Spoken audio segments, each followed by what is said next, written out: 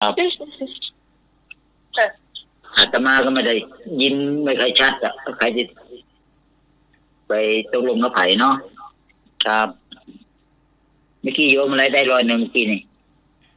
จำมาได้แล้วครับผมโอ้โหความจำลืมง่ายจริงๆเนาะสาลีต้นเท้าพี่สาวลีได้บายมากสบายมากเนาะถึงอย่างละถึงวันก็ลืมเนี่ยเป็นอย่างละสบายพยานก็ลืมเหมือนกันนะทำบุญหรอกเนาะมีใครต่อเอาเพลงต่อไปเลยเพลงพักผ่อนแล้วจำที่พักผ่อนแล้วกันเพลงท้ายปัญหาเนาะรู้ว่าไงเพลงพักผ่อนคนเปิดเพลงก็เหนื่อยเหมือนกันเนาะช่วงปีใหม่เนี่ยไม่ค่อยนั่นพระครูไม่ค่อยว่างเท่าอะไรนะมือไม่ค่อยอยู่ว่างพอได้ให้พรญาติโยมขึ้นปีใหม่ท่านพระครูก็เหนื่อยอ่ะยกมือผมเมื่อยมือแล้วก็ยกมือพนมยะถาวาลีวหาเมื่อคืนเขาไม่ได้ปั่นกรสักกับครับนานมาแล้วได้ปอนเดี๋ยวอาจารย์ไปรับหมด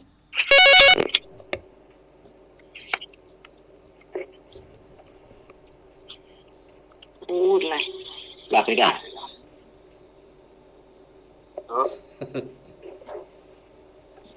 นมัสการครับแฟนพันธุ์แท้ครับ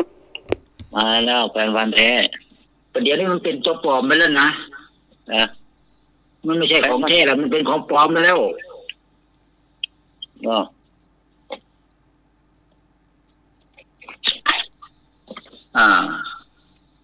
เชื่อไหมว่าไงทายปัญหาเลยบอกเจ้าคุณผู้ฟังที่จะทายปัญหานะครับฟังทายหน่อยอาจารย์เอารับเตรียมประกาศที่สอนเด้อใครคะแนนเมื่อคืนนี้สงสัยโยมพรนำโด่งไปแล้วมั้งครับก็3 ข้อไม่ได้แต่ว่า3 ข้อถูกกี่ข้อไม่รู้เมื่อคืนนี้โยมพรรับหรือยังบอกมันเด้อว่าได้กี่ข้อเมื่อคืนนี้ได้กี่คะแนนวันนี้ให้แซ่บเนอะวันนี้นะให้แซ่บให้สวยเนอะวันนี้ยังไม่มาเตื้อวันนี้ให้เต็มให้สวยเนาะปัญหาข้อแรก การประกาศพระศาสนาครั้งแรกนั้นพระพุทธองค์ทรงพระภิกษุไปกี่องค์ก็ไก่55 องค์ขอไข่58 องค์กอควาย60 องค์งองู61 องค์การประกาศพระศาสนาครั้งแรกนั้นพระพุทธองค์ทรงพระภิกษุไปกี่องค์กอไก่55ขอไข่58คอควาย60งองู61เอาตอบมาได้เลยญาติโยมไอ้หน่วยประจำข้อไหนหน่วยคอควายครับเอาเลย61ฮัลโหลเอาตอบมาเลย55 58 60 61เอามาเลย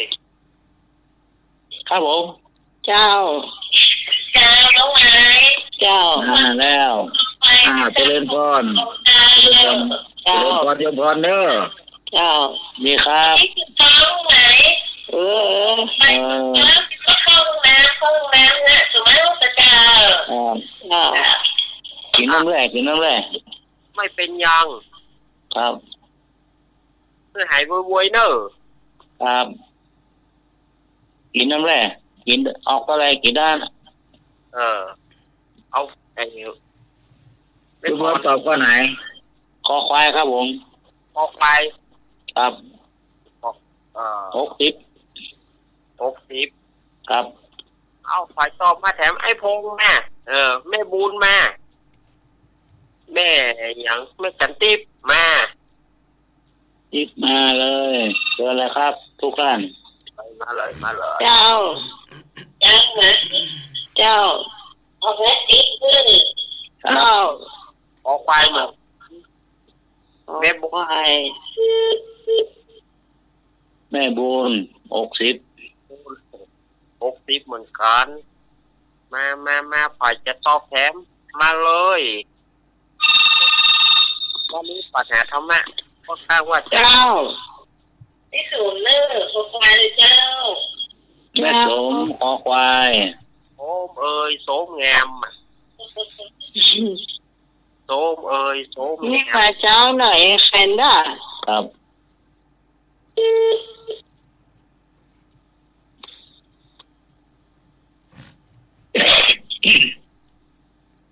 ไรท่านนั่นเหรอแยกย้ายกันห้องก็ได้เหรอเพื่อควายงู61ครับขอไข่58แม่ขอไข่55ครับ58ขอไข่60งองู61ลูกครับเอ้าไฟจะตอบมันบ่เต็มซะนะมันเต็มมีแค่คอควายนี่ครับมันไม่เต็มเสื้อน่ะเจ้าน้องไหมเจ้าผู้ใดที่มี55ขอใครครับผมเจ้าแม่นวลแม่นวลนะครับแม่นวลเนาะครับ55แล้วแม่นวลเนาะเจ้านี่กะขอใครย่ำมีไฟตอบเสื้อมีเสื้อแยกย้ายเจ้าครับไหนจะเอาคอควายแม่ลีเนาะอาลี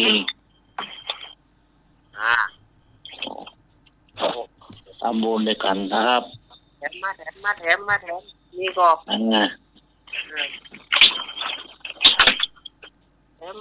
มคือได้มันเลยครับลองฝึกสมองวันนี้ให้เกินเหมือนทุกวันนะครับวันนี้บอกให้เกินเพื่อเขานั่นหรอในการแข่งขันจะม่วนแม่ห้อยครับแม่ห้อยยังมาถามอ่ะถามมาตอบอ่ะได้สักกลางอ่ะ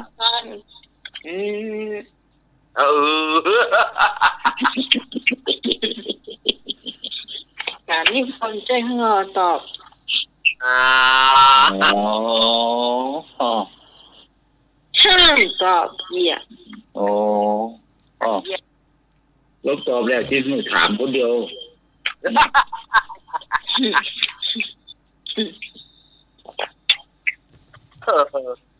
ตัวต่อเป็นเจ้าของรายการนี่มาถามต้นได้เลยหมกไก่ตาฟางเลยค่ะโยมที่สมัยต่อก็ตามกันโลเลยค่ะเนาะตามกันปุ๊บน่ะ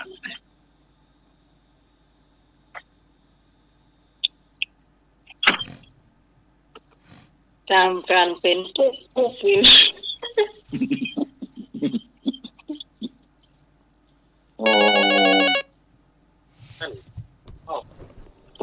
ปุ๊บนี่บอกว่าบอกคืออะไร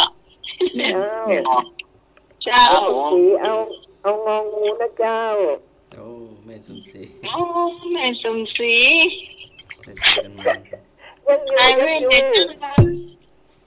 ยังอยู่เจ้าหัวตายไปหมดเป็นไข่แดงอยู่ตรงกลางนี่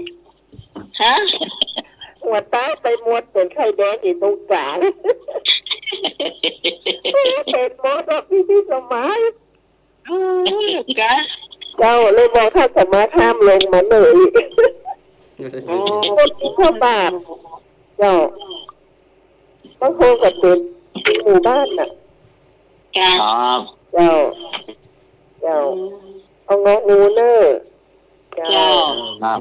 ฟังกูเสากูตีน่ะแต่มาได้โทร ครับ สวัสดีเจ้า บางทีก็ไปกันนะครับ เจ้า ชวนกันตัวนึงแม่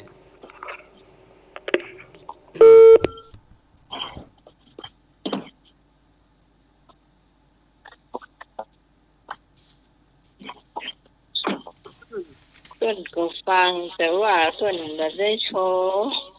ครับฟังอยู่9 มกราป้าป่าวัดไฟหิน มาลูกหน่อยมาเรียนที่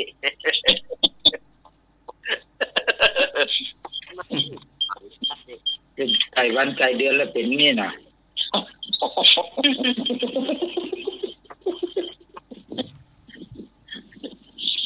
ธรรมดาเนาะใจสบายโยมหน่วย นี่มันศีลหรอ ไม่เกี่ยวกันเลยวันศีลไปอ้างวันศีลพระพุทธเจ้าเด้อ ระวังเถอะระวังจะเป็นทาดีเนอะ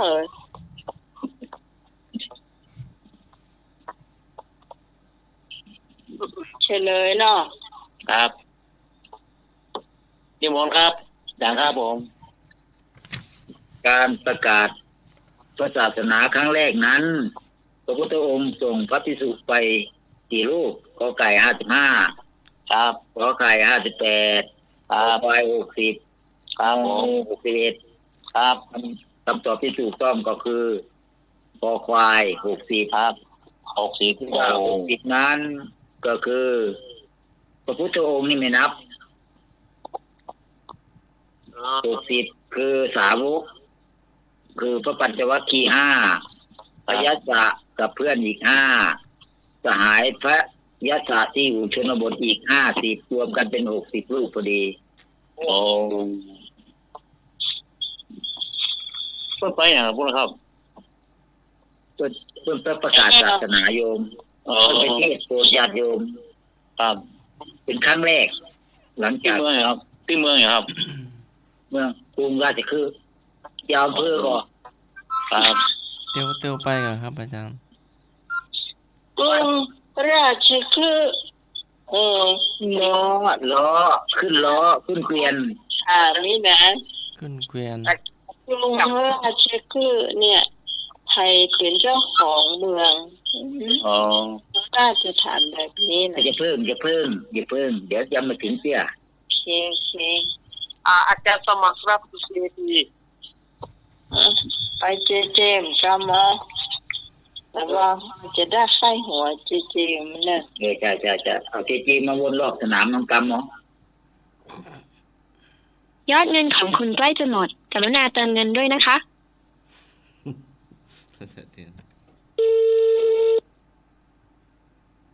ครับ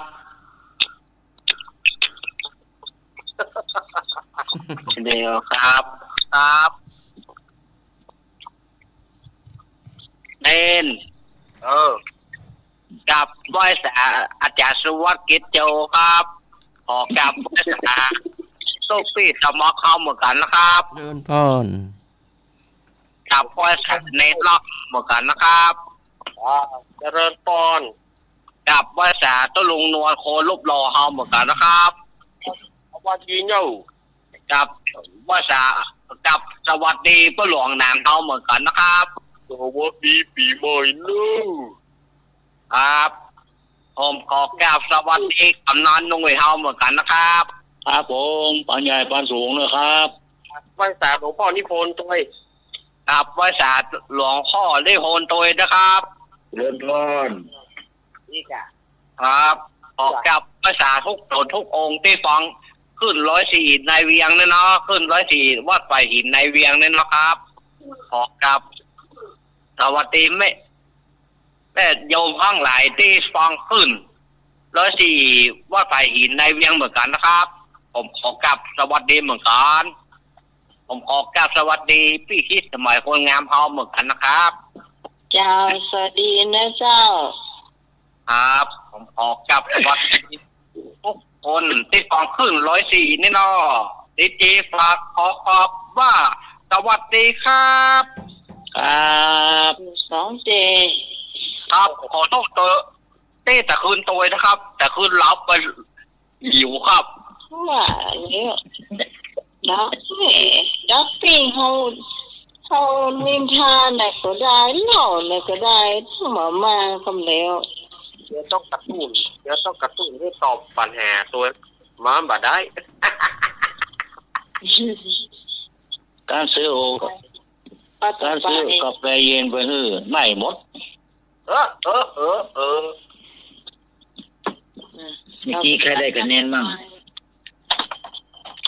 ครับผมนิมนต์ครับอาจารย์ครับ ได้คะแนนทุกคนเลยใช่ไหม ครับขอควายหมดขอควาย ข้อควายนะหลายคนนะครับ6-7 คน5 คน มีกอไก่เจ้าหนึ่งแล้วมีงองูเจ้าหนึ่งนับเป็น6 คนเลย ครับ มีผัดกอไก่งองูแต่ที่นะ ก็ไปไม่นวล กอไก่ไม่นวล ก็ไก่ไม่นวลงองู แม่สมศรี รวมว่า สูมาเตอะแม่สมศรี ผู้เที่ยวไทย ยมบอลก็ถูกนะ ดูว่าบอลขอควาย ผู้พรขอควายกัน ต่อไปนี้จะถามเรื่องการอุปสมบทหรือการบวชไม่พูดถึงเหนือก็การเต็กเนาะเต็กพระเต็กตุเต็กพระเป็นตุเนาะไม่ใช่ตุเต็กตุเป็นพระเนาะ ครับ คุณสมบัติของผู้ที่จะอุปสมบทบวชเต็กมีกี่ข้อกอไก่2 ข้อขอไข่3 ข้อกอควาย4 ข้ององู5 ข้อคุณสมบัติของผู้ที่จะอุปสมบทบวชเต็กมีกี่ข้อที่สำคัญกอไก่2 ข้อขอไข่3 ข้อ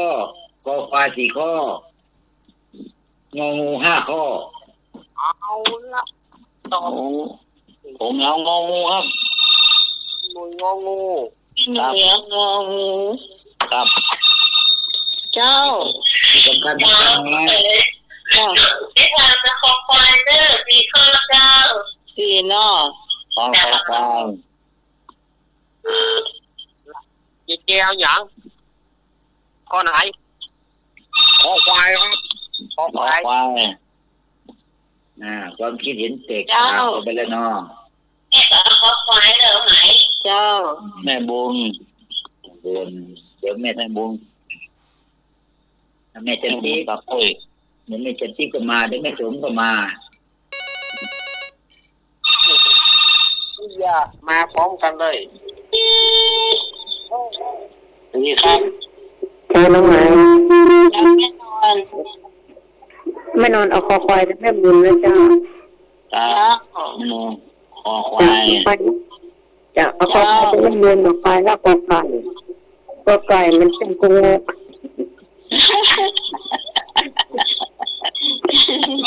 มันเชื่อถึงน้าเป็นบุญนะเป็นเจ้านี่จังไหนเจ้า ไม่สมนะเจ้า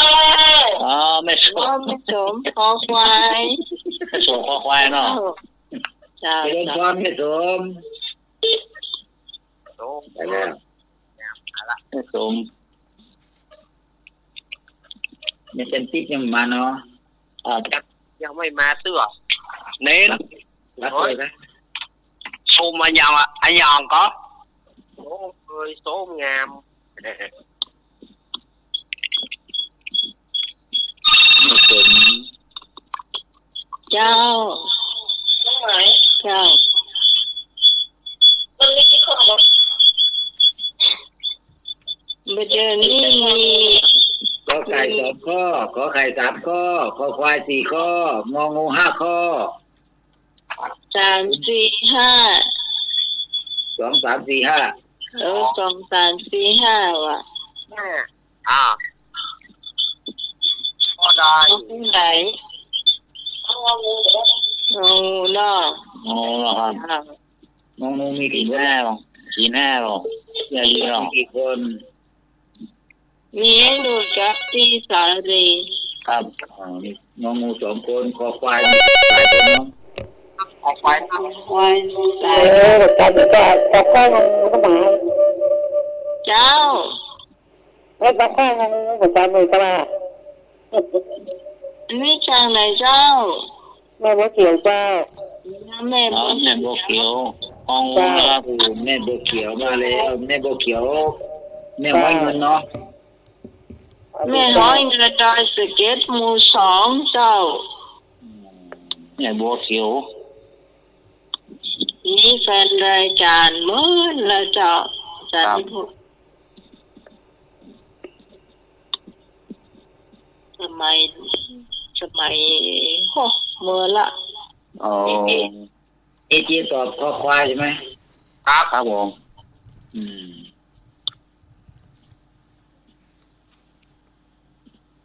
มันก็ไม่น่าจะมีเนาะไอ้2 ข้อนี่มันก็คงจะแบบนี้เนาะ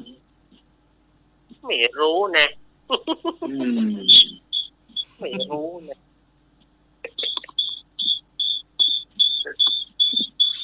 ที่อยู่ไทยมันดีเลยเนี่ย บางคนเราวิ่งไง วิ่งเนี่ย ก็ไม่รู้เหมือนกัน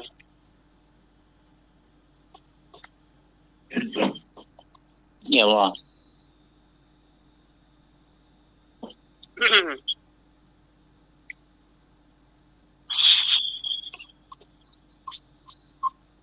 หมดละ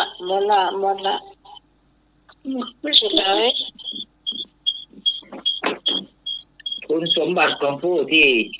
จะอุปสมบทมีกี่ข้อกอไก่2 ข้อขอไข่3 ข้อคอควาย4 ข้ององู5 ข้อคุณสมบัติของผู้ที่บวชเป็นพระหรือเป๊กหรือบวชข้อ 1ต้องเป็นมนุษย์ผู้ชายข้อ 2มีอายุครบ20 ปีบริบูรณ์ขึ้นไปนับตั้งแต่ปฏิสนธิคำว่าปฏิสนธิคืออยู่ในท้องนับตั้งแต่อยู่ในท้องเริ่มมานขึ้นมาเลย 3ไม่เป็นบุคคลวิบัติเช่นถูกตอนแต่งเพศเป็นต้น นี่กระเทยยังไม่มีนั่นเนี่ยข้อ 4ไม่เคยทำผิดร้ายแรงเช่นฆ่าบิดามารดาเป็นต้นไปฆ่าพระอรหันต์คงยังไม่มีเนาะฆ่าพระพุทธเจ้าคงยังไม่มีอะไรอย่างเนี้ยข้อ 5ข้อที่สำคัญนะทุกวันนี้นะไม่เคยทำความเสียหายอย่างหนักในพระพุทธศาสนาเช่นเป็นภิกษุต้องอาบัติปาราชิกมาก่อนแต่ประเด็นนี้ปลอมกันเยอะปาราชิกนี่มีการฆ่ามนุษย์เนาะลักทรัพย์กามเมสุมิจฉาเนี่ยอวดอุตริมนุษยธรรมเนี่ยฉะนั้นคนที่ตอบงองู5 ข้อเป็นคำตอบที่ถูกต้องโดยกับที่สาวอารีต้นเปาเจ้า ไม่เขียว ยมหนุ่ย ครับ เมี่ยนหวายมหนุ่ยตอบก็งองูหวา ครับผม เจ้าไอ้หน่ว งอย งูครับ ไอ้หน่วยครับ ครับ พี่สาวอารี ใครเป็นพยาน เชียวเคยกะ ผมเอง 5 ข้อหรอกคุณสมบัติ สมบัติ5 ข้อใหญ่ ครับงอก็งอก็ยังไม่ใจด้วยนะก็ห้องพ่อแม่หนูอย่า ข้อต่อไปครับนิมนต์ครับผม ข้อต่อไปคำว่าบัวสีเหล่านั้นญาติโยมคงรู้จักกันดีเนาะคำถามก็คือคำว่า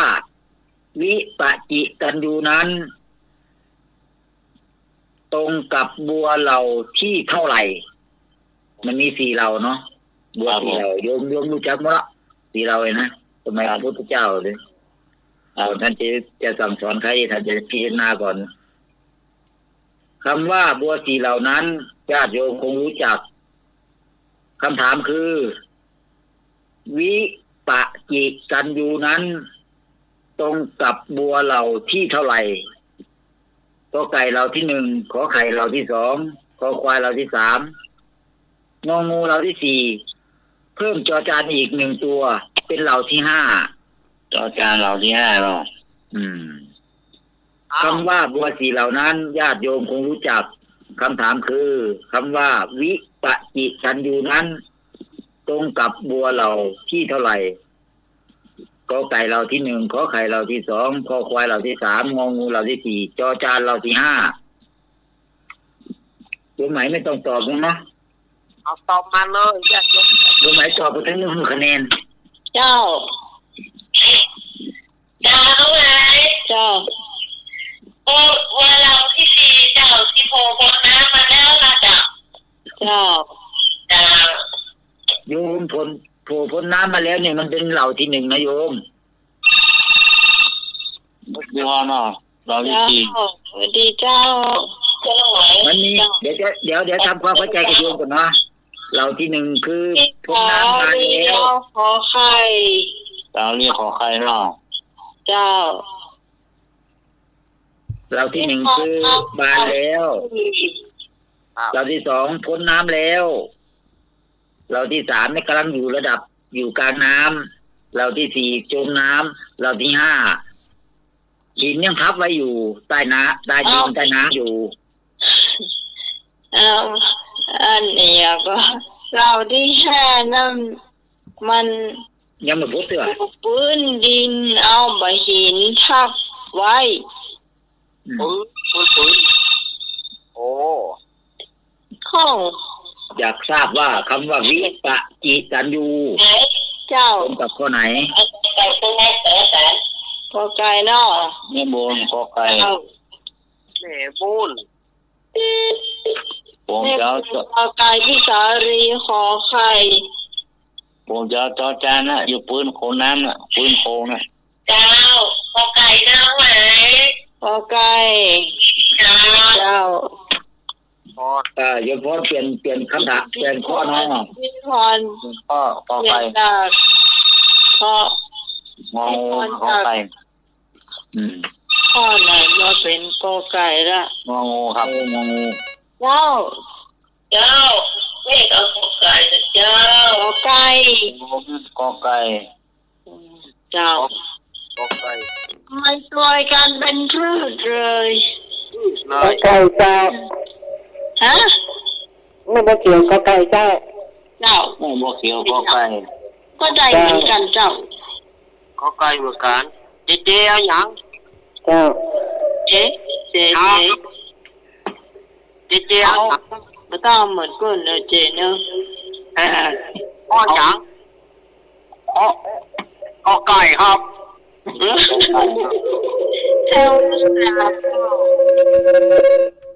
ทางอ้อมเลยนะสมัครเอาดอกบัวตูมเนอะฮันถ้าสมัครเอาดอกบัวตูมรู้ถามไม่ได้ถามว่าบอกดอกบัวตูมหรือบอกดอกบัวบานถามว่าอยู่ชั้นที่เท่าไหร่ชั้นที่1 2 3 4หรือ5ดอกบานมันมีก็4อย่างมีบานตูมแล้วอยู่กลางน้ำแล้วก็อยู่โคนน้ำแล้วก็อยู่ใต้ลงไปนู่นอีกอันที่2คือบัวปริ่มน้ำปริ่มน้ำกำลังพ่นเลไม่พ่นเลเนาะนอกจากเนาะบัวกลางน้ำนี่คือบัวที่3นอกจากสมัครเนาะ ครับผมครับผ ตอบ ม ข้อที่หนึ่งหรือข้อที่สองข้อที่สามข้อที่สี่ข้อที่ห้าเอาข้อไหนเอา ข้อที่สอง ข้อที่ห้า เอา ยกมือข้อที่ห้า เอาทุกข้อครับผม โอ้ใหญ่ละ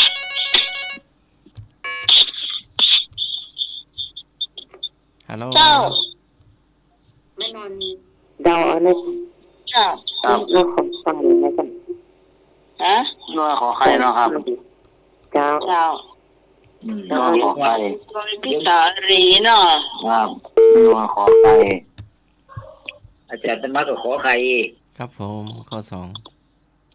เนี่ยเขามาตามพระอ่ะแล้วก็เห็นพระบวชพระก็เลยตามพระพระตรงนี้แน่นอนเดี๋ยวเราจะฟังคำตอบนะ แต่คนที่ตอบมาก่อนคือพี่สารีนะ อันนี้คะแนนหนึ่งหมดอ่ะอาจารย์ธรรมะตอบไปได้ผมอาจารย์ธรรมะมีรางวัลแต่ตอบถูกนะเดี๋ยวฟ้ากัน แล้วก็มันนี้ไม่ถวายหมูก็ท่าหรอก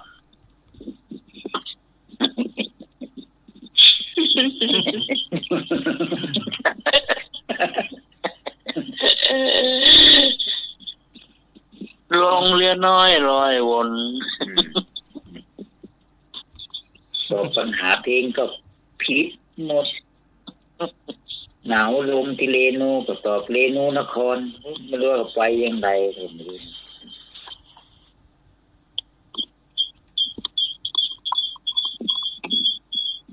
หมดละ เดี๋ยวพรพาลูกน้องไปกอไก่หมดน้อง ครับ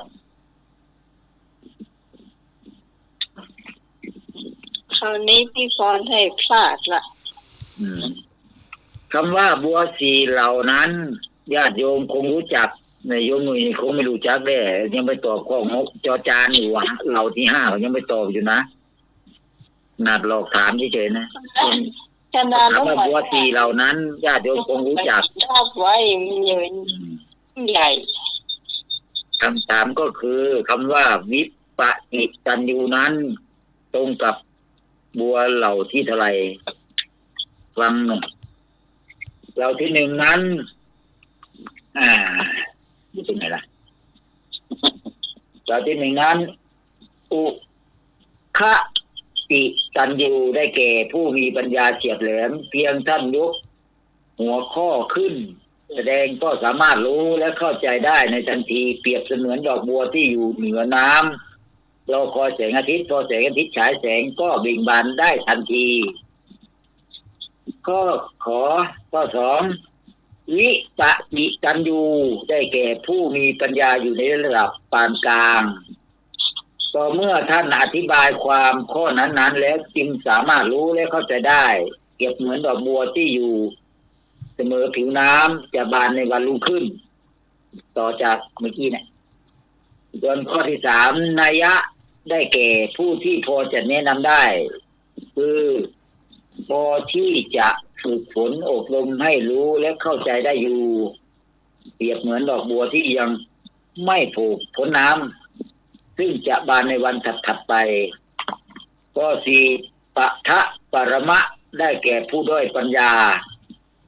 สอนให้รู้ได้แต่เพียงบทคือพยัญชนะหรือถ้อยค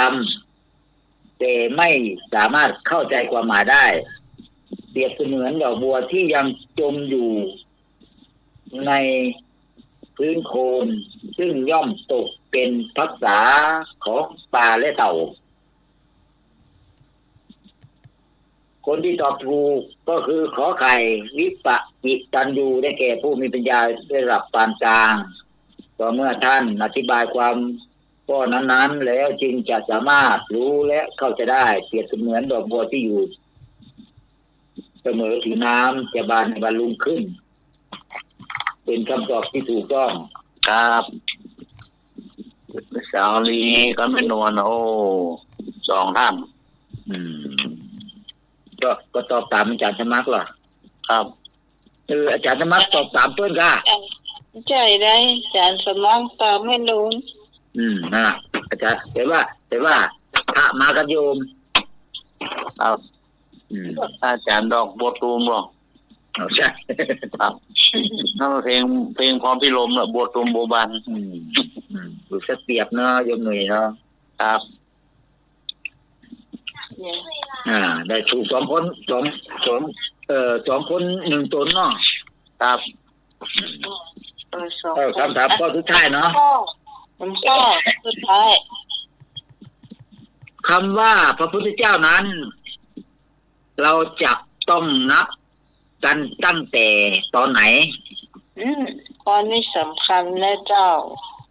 ก็ไก่ตรัสรู้ขอไข่เทศนาโปรดปัญจวัคคีย์คอควายคำพูดว่าอัญญาสิวัตโกโกนัญโยงองูตอนพระปัญจวัคคีย์เป็นพระอรหันต์คำว่าพระพุทธเจ้านั้นเราจะต้องนับกันตั้งแต่ตอนไหนกอไก่ตอนตรัสรู้ขอไข่ตอนเทศนาโปรดปัญจวัคคีย์คอควายคำพูดว่าอัญญาสิวัตโกโกนัญโยงองูตอนพระปัญจวัคคีย์เป็นพระอรหันต์ตอบมาได้เลยออกมาได้เลย เจ้าปัตตาสายแรกจากตั้งเจ้า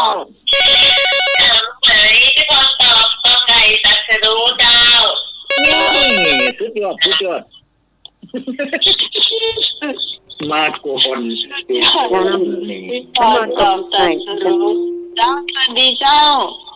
จะไม่นอนรับกันแล้วเจ้านอนกอไก่เนาะเจ้าเจ้าก็ไก่มาเลยเจ้า3 ชั้นก็ไก่ขอเถอะพอจะไปช่วยกันล้ำไปเจ้านี่มีไปเกี่ยวแน่แต่ไก่เจ้าจะต้องเอาก็ไก่เจ้าโอ้เขียวเขาขอแม่โบเขียวกอไก่เนาะแม่โบเขียวเดี๋ยวจะเขียนกอไก่ธนบัตรขวัญถุงไว้สัก20 ใบเพื่อถ้าตอบถูกหมดกันหมดนี่ก็จะแบ่งให้คนละใบ20 คนเนาะอย่าเดิมเนาะตอบถูกนะใบก็ได้นะเจ้าคนที่สวดธรรมจักรได้ก็จะตอบได้นะเจ้า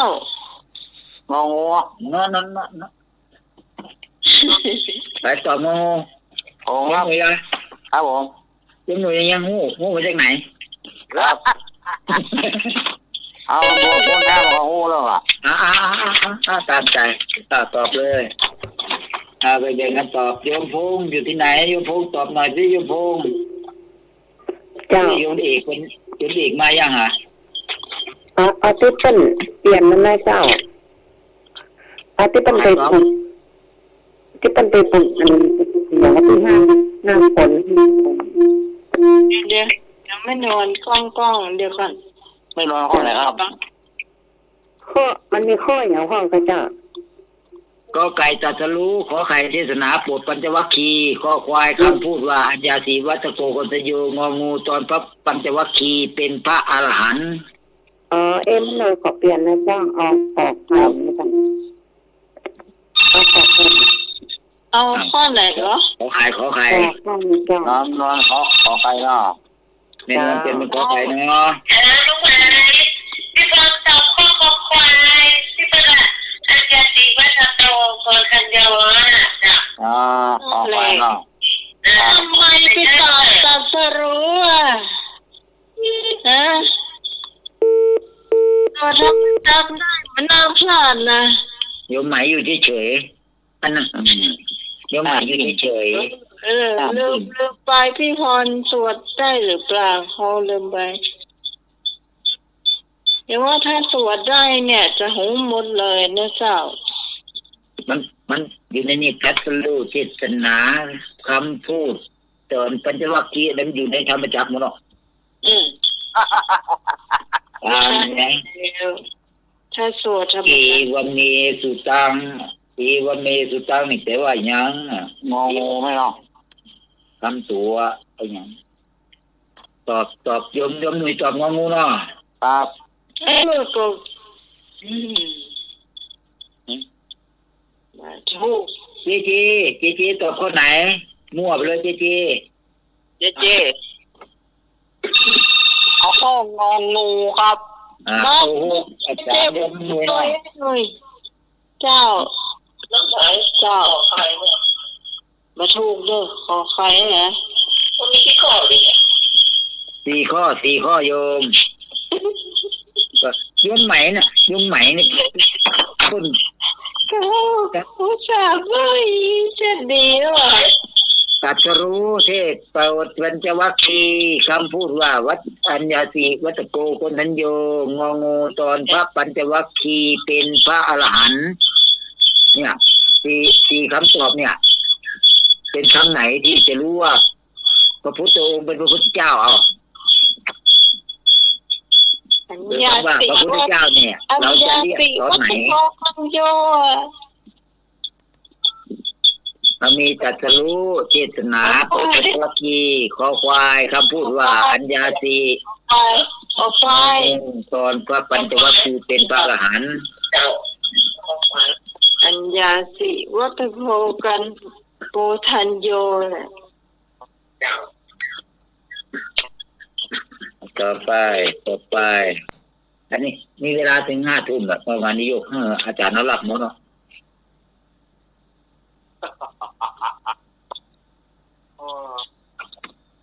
เนี่ย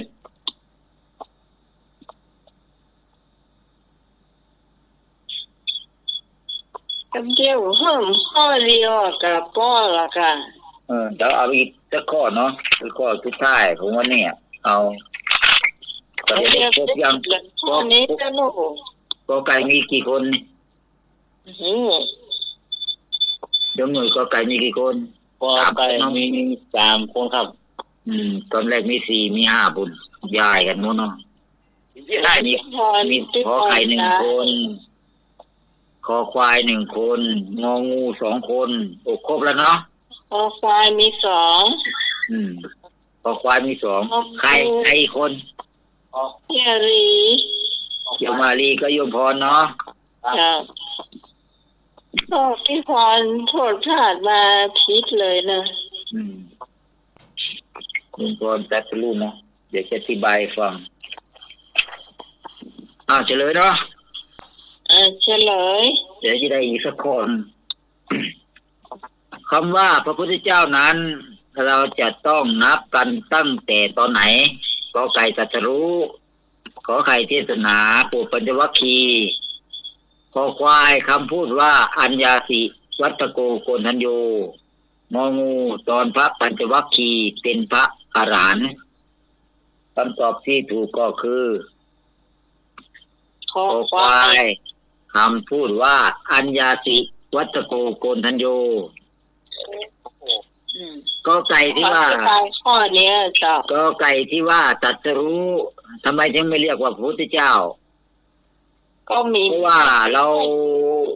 คือเป็นมนุษย์ธรรมดาถึงจะเป็นปัญจวัคคีย์ที่เป็นพระอรหันต์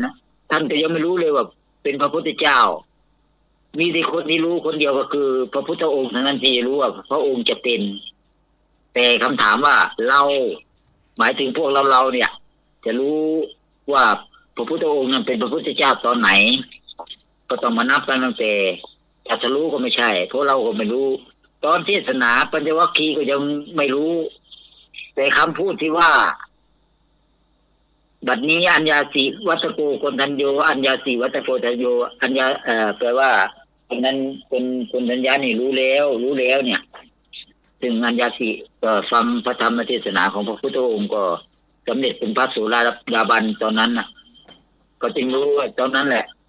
จึงนับว่าเป็นชื่อว่าพระพุทธเจ้านั้นจะนับมาตั้งแต่ตอนที่พระองค์ทรงเปล่งคำพูดที่ว่าอัญญาสิวัตโกโกนัญโยตอนพระอรหันต์พระปัญจวัคคีย์สำเร็จเป็นพระอรหันต์นั้นก็พระองค์ทรงแสดงพระธรรมเทศนาอีกหลายตอนเหมือนกัน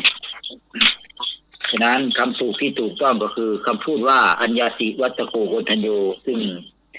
หมายความว่าพระองค์สามารถรู้ได้ว่าพระอัญญาโกณทัญญะสำเร็จเป็นพระโสดาบันช่วงนั้นจึงเป็นช่วงที่พระอัญญาสิรู้ว่าพระพุทธองค์ทรงเป็นพระพุทธเจ้าจึงนับกันมาตั้งแต่บัดนั้นได้อีกข้อนึงเนาะเป็นข้อสุดท้ายข้อนี้เนี่ยเขาจะว่าไปแล้วมันจะเป็นข้อหลอกก็ได้นะข้อหลอกก็ได้มันจะมีข้อที่ถูกต้องทั้งนั้นเลยมาฟังดูแล้วนะแต่ว่ามันจะเป็นข้อควายถ้าไผ่สวดธรรมจักรได้ตอนช่วงท้ายๆก็จะมีคำเนี่ยเหมือนอาจารย์นิพนธ์ว่าเนี่ยอัญญาสีวัตโภกันโกชัญโยเนี่ยมันจะมีแต่เลย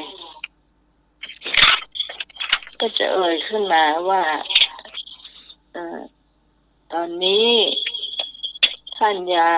เพิ่นยังว่าโกชัญโยน่ะได้ดวงตาเห็นธรรมแล้วหน่อยเนาะนั่นก็ใช่ถูกต้องคำถามข้อสุดท้ายเมื่อกี้มีใครถูกบ้างเนาะมีโยมพรกับโยมมารีเปล่าเจ้า2 คนโยมเลยบ่ถูกเนาะโยมหน่วยยิ่งไม่ถูกใหญ่เลยงงไปทางไหนน้องน่ะโยมหน่วยอ่ะโยมหน่วยงงโยมพรกับจี2จีไปงงใช่มั้ยครับเจ้าโยมพรนี่เอาไว้ทีหลังโยมารีก็แล้วกันเพราะว่ามาทีหลังตอบ2 คำตอบ2แนวเนาะครับคำถามข้อสุดท้ายเนาะครับผมพระเจ้าพิมพิสารก่อนจะอภิเษกขึ้นครองราชย์นั้นได้ทรงตั้งความปรารถนาไว้กี่ประการกอไก่3 ประการขอไข่5 ประการคอควาย7 ประการงองู9 ประการพระเจ้าพิมพิสารก่อนอภิเษกขึ้นครองราชย์นั้นได้ทรงตั้งความปรารถนาไว้กี่ประการกอไก่3 ประการขอไข่5 ประการคอควาย7 ประการงองู9 ประการตอบได้เลยโยมงองูนะครับงองูครับงองูใจกล้าบอกครับงองู9 ประการเจ้าทุกหมายเจ้าคอควาย7 ประการเจ้าโยมพร7เซเว่นมีแล้วเว้นนะใช่เป็นอีละเวนพี่พรไอ้หนุ่ยเอางองูครับก้าวแน่หรอก้าวแน่หรอเจเอาอย่างเมื่อพ่นมาได้ตอบนี่เอาควายเหมือนกันควายมี2 คนแล้วเนาะ2มาแม่ก็เอางูนะเจ้างูเจ้าแม่ยังสูงกันเจ้านี่สูงเจ้านี่สูงนี่เสียงแปลกหน่ะเจริญพรโยมสมเจ้าไว้แต่เจ้าเตรียมเข้ามาเกาได้ไหมล่ะมาเลยโยมสมตอบข้อไหนงูก็คอควายมีงองูเรือ2 ข้อเจ้ามาเลยกอไก่3ขอไข่5ครับกอไก่3ขอไข่5คอควาย7งองู9ไก่เหมือนเดิมกอไก่เจ้าแม่บุญกอไก่แม่บุญกอไก่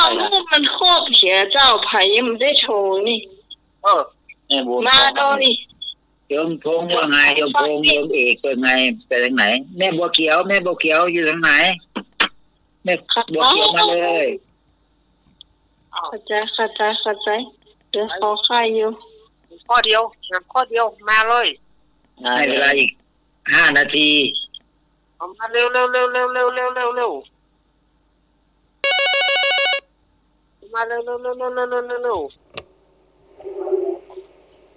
เจ้า น้องไหม เจ้า ไม่นอนขอไข่ค่ะ เจ้า อ้วน จางดาวเอานั่น นั่นนวลของใครเราเนาะ เจ้า ไป ดาวเอาไม่ข้างนอก เจ้า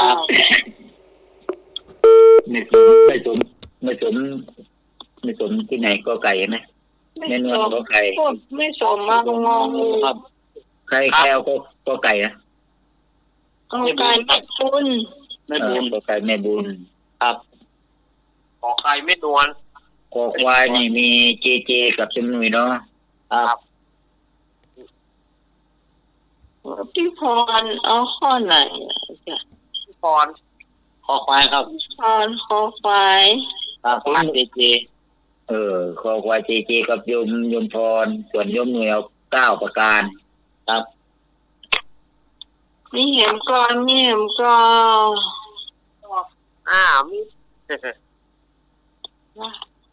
มี โยมกรกมลไปไหนวันนี้หลับหรือเปล่าเนี่ย หนอวันนี้ยังไม่ได้ยินนะ เราแต่ละลืม โยมกรกมลเขยการ คุณกรกมลอ่ะ วันนี้เงียบนี่ ครับ ไปฉลองล่ะ อุ้ยนะมาละ เจ้า ดาวแม่บัวเขียวจ้าก็ไก่จ้า ก็ไก่นั่นไม่เป็นแล้ว เดี๋ยว 2 คนแล้ว แม่บัว แม่ เขียว บัว จ้า เขียวพี่ฉลองคนละแม่บุญกับแม่บัวเขียว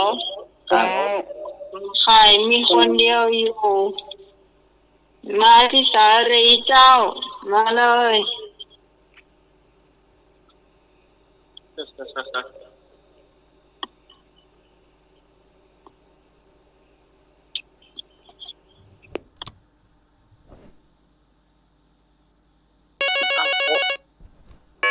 มาเลย เจริญพร จอยน้อยจ้าฟังอยู่จ้าจานิพรเอาข้าว เจ กับ ริ ไก่ ญพร ครับ โยมกรกมลมาแล้วตอบข้อไหนโยม ข้าวกับไก่จ้า ก็ไก่3 คนแล้วเนาะ ครับ ขอไข่มีคนเดียว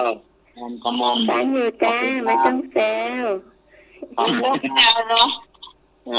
นึกว่าหลับฝอยอร่อยกันเลยแล้ว ได้ยิน ไม่ห ได้ ลับ ยิน ไม่ นาม ห ส ลับ กุล ฟังอยู่ นามสกุลแถวภาคอีสานสักหน่อยเนาะนามสกุลโยมกรกมลน่ะ ก็โคราชบ้านอื่นนะกะอาจารย์ โอ้คนโคราชบ้านเองนี่อ๋อนึกว่าจะอาตมาอยู่คนเดียวเดี๋ยวนี้มีคนมาอยู่จากโคราช ไม่อยู่คนเดียวหรอก นั่นเอาละปะคนบ้านเดียวกัน นี่ รับรองมัน นะนี่ว่าอย่างเฮมได้เลยดี คุณโยมกรกมลเอาไม่ได้อยู่ภาคเดียวครับอาจารย์สมัครเนาะ จ้า อาจารย์สมัครอยู่จังหวัดเลยเนาะ เลยไปไหนจ้า นั่นนะเลยจะข้ามไปฝั่งเวียงจันทร์บุเนาะ นึกว่าเลยโคราช โอ้โหไอ้คนโคราชบ้านเองไม่ต้องเกรงใจกันนะเนาะ จ้า นั่นมีอะไรก็เรียกกันกินข้าวเฉยๆก็ได้ จ้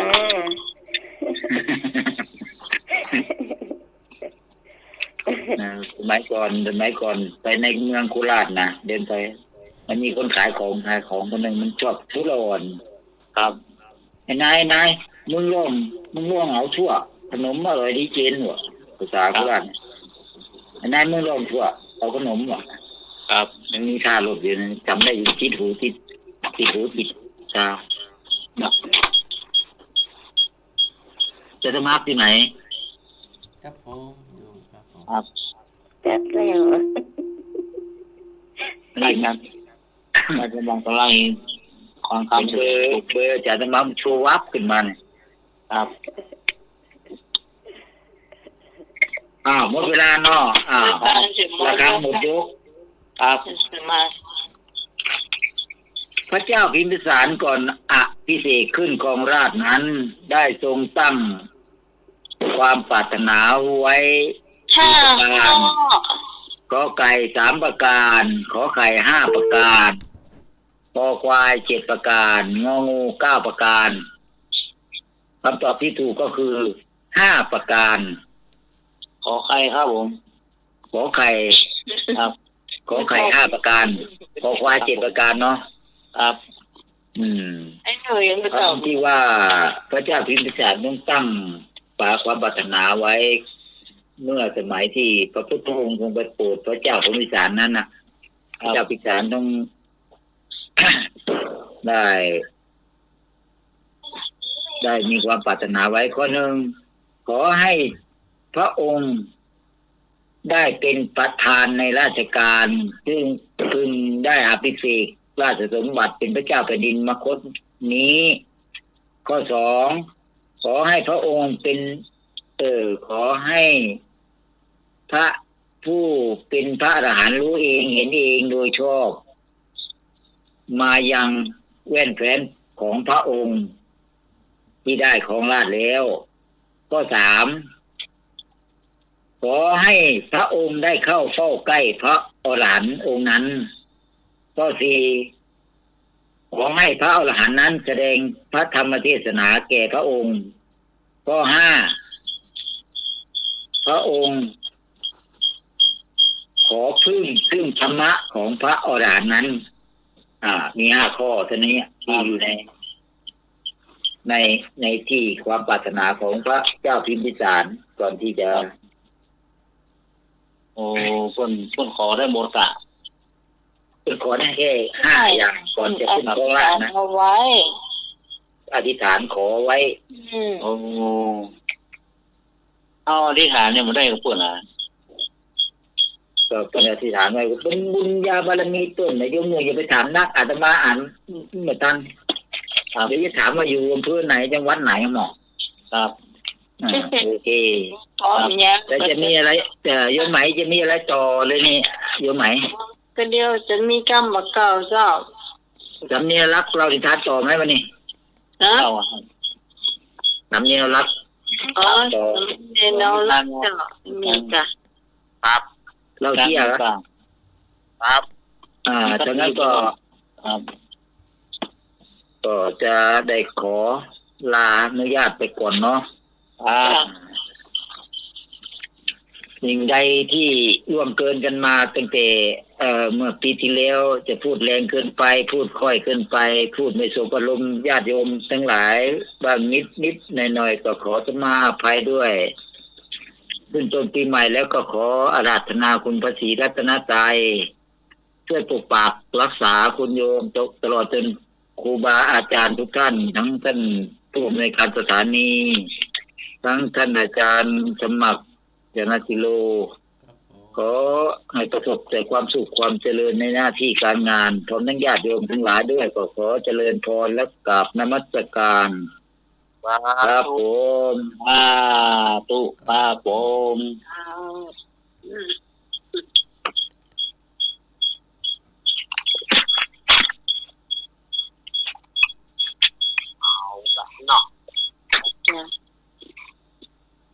มาถึงช่วงนี้ทันละ2 คืนรับแล้วก็เจรับหรือยังเจโอ้เจไม่มีสัญญาณตอบรับไม่มีสัญญาณตอบรับจากหมายเลขที่ท่านเรียกครับกรุณาฝากข้อความมาถึงช่วงนิทานละศรัทธาญาติโยม2 คืนนี้อยู่เด็ก เพราะว่าคำถามหนักเหลือเกินคำถามหรือว่าคำตอบก็บ่เป็นอย่างไหนๆก็ปีใหม่ชิงเตื้อเนาะรับเปลี่ยนไฟยวนกันไฟพ ราะว่าเวลาของเราเนี่ยมันตึงอยู่กันไปยาวอยู่แล้วเที่ยงคืนว่ะอย่างข้ามถึงชั่วโมงมันตึงป่ายอยู่อ่ะมันตึงแบบเป๊ะละมันตึงป่ายอยู่ดี ก่อนที่จะเล่านิทานนะก็วันที่9เนอจะไปลืมเนอสถานญาติโยมก็มาร่วมทำบุญทอดผ้าป่าสามัคคีแล้วก็ทำบุญตามสถานีเสียงวิทยุไว้หน่อยก็แต่ตามสถานีวิทยุวัดไปหินของเฮาจะไปลืมเนออาตมาก็จะไปวันที่8ละอาตมาก็จะยกคาราวานไปวันที่8ก็จะมีหลวงลุงชัยวัฒนาคเสโนท่านอาจารย์มหาสมชาติชาตปัญโยเจแล้วก็อาตมาที่เป็นตัวลักที่จะไปวันที่8วันที่8ก็จะไปคู่ไปจากันวันนั้นจะได้ไปรัดรายการที่ในห้องส่งเลยเนาะแล้วก็จะได้ได้จากกันน้ำหนักอยู่วันที่8กับวันที่9ถ้าไปปะกันนะวันที่9เลิกไปปะกันเนาะสถานญาติโยมวันที่9ไปปะกันจะเป็นญาติโยมก็ไปร่วมกินร่วมทานกันเราก็บอกว่าตังเรียนป้าเพิ่นจะมาก่อนปีก่อนนี่เพิ่นเอากล้วยทอดมานะล้ำขนาดนั้นแต่ปีนี้นี่แม่จิรพันธ์ตำกล้วยเนี่ยน่ะตำกล้วยเอาไว้2เครือว่าจะเอาไปวัดป่าหินจ๊ะจ้าโอ้แม่หยังแม่เปียกอ๋อ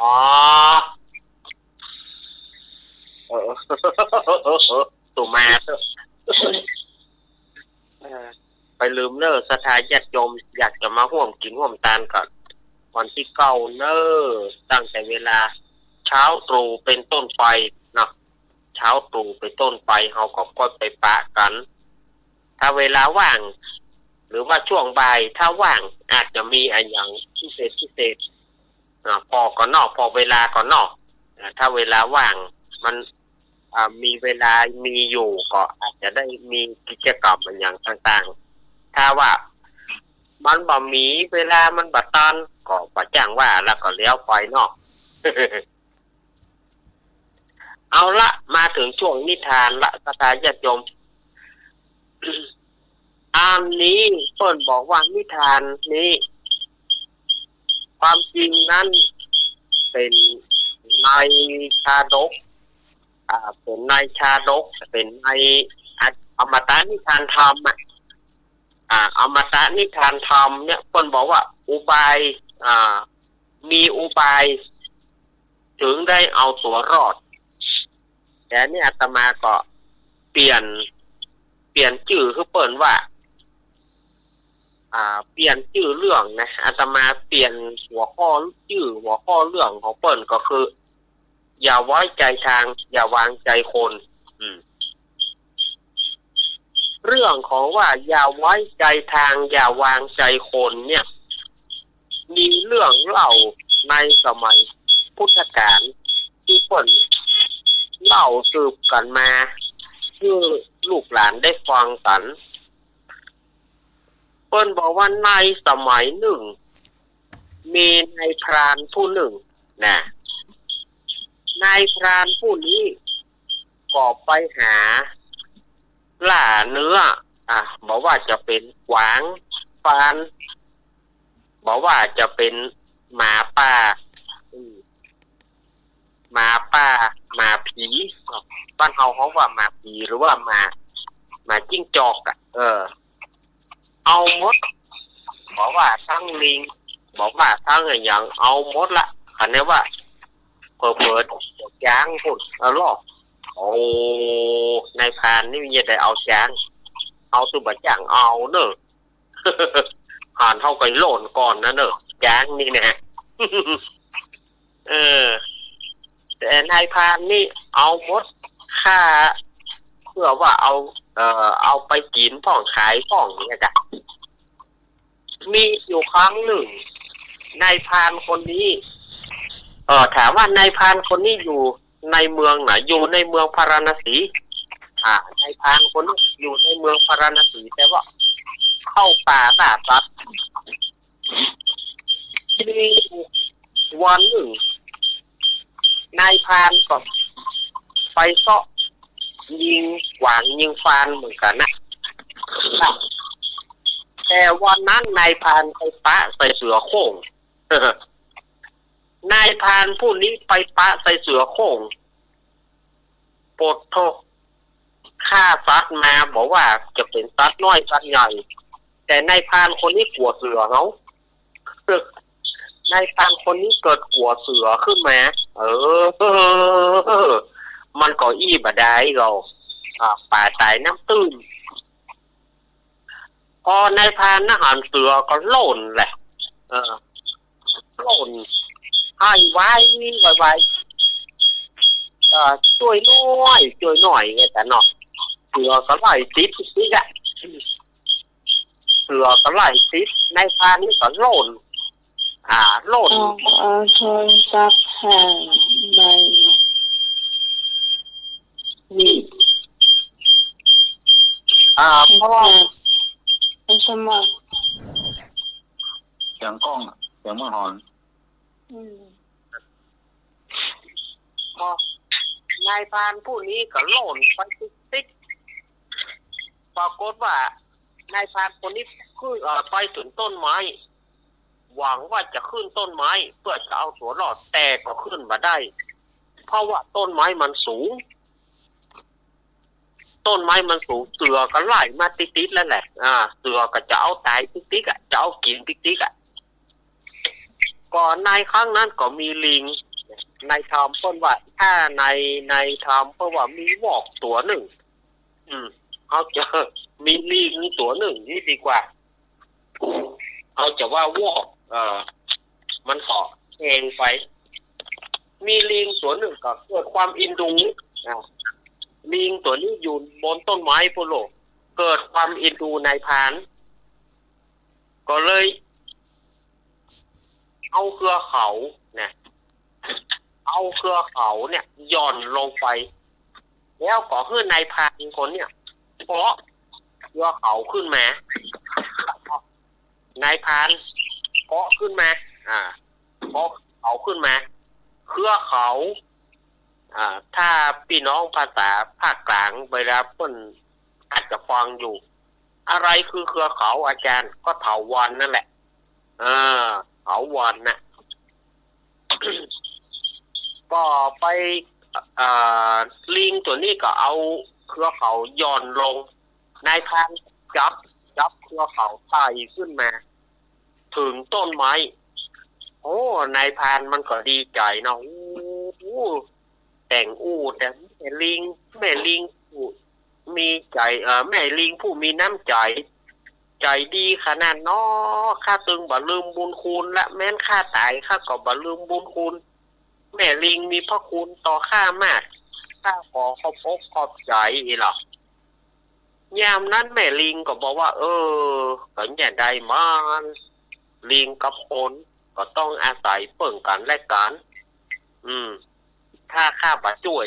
ท่านก็จะสู้เสือกินอย่างไรแม่ลิงก็ต่างๆนานา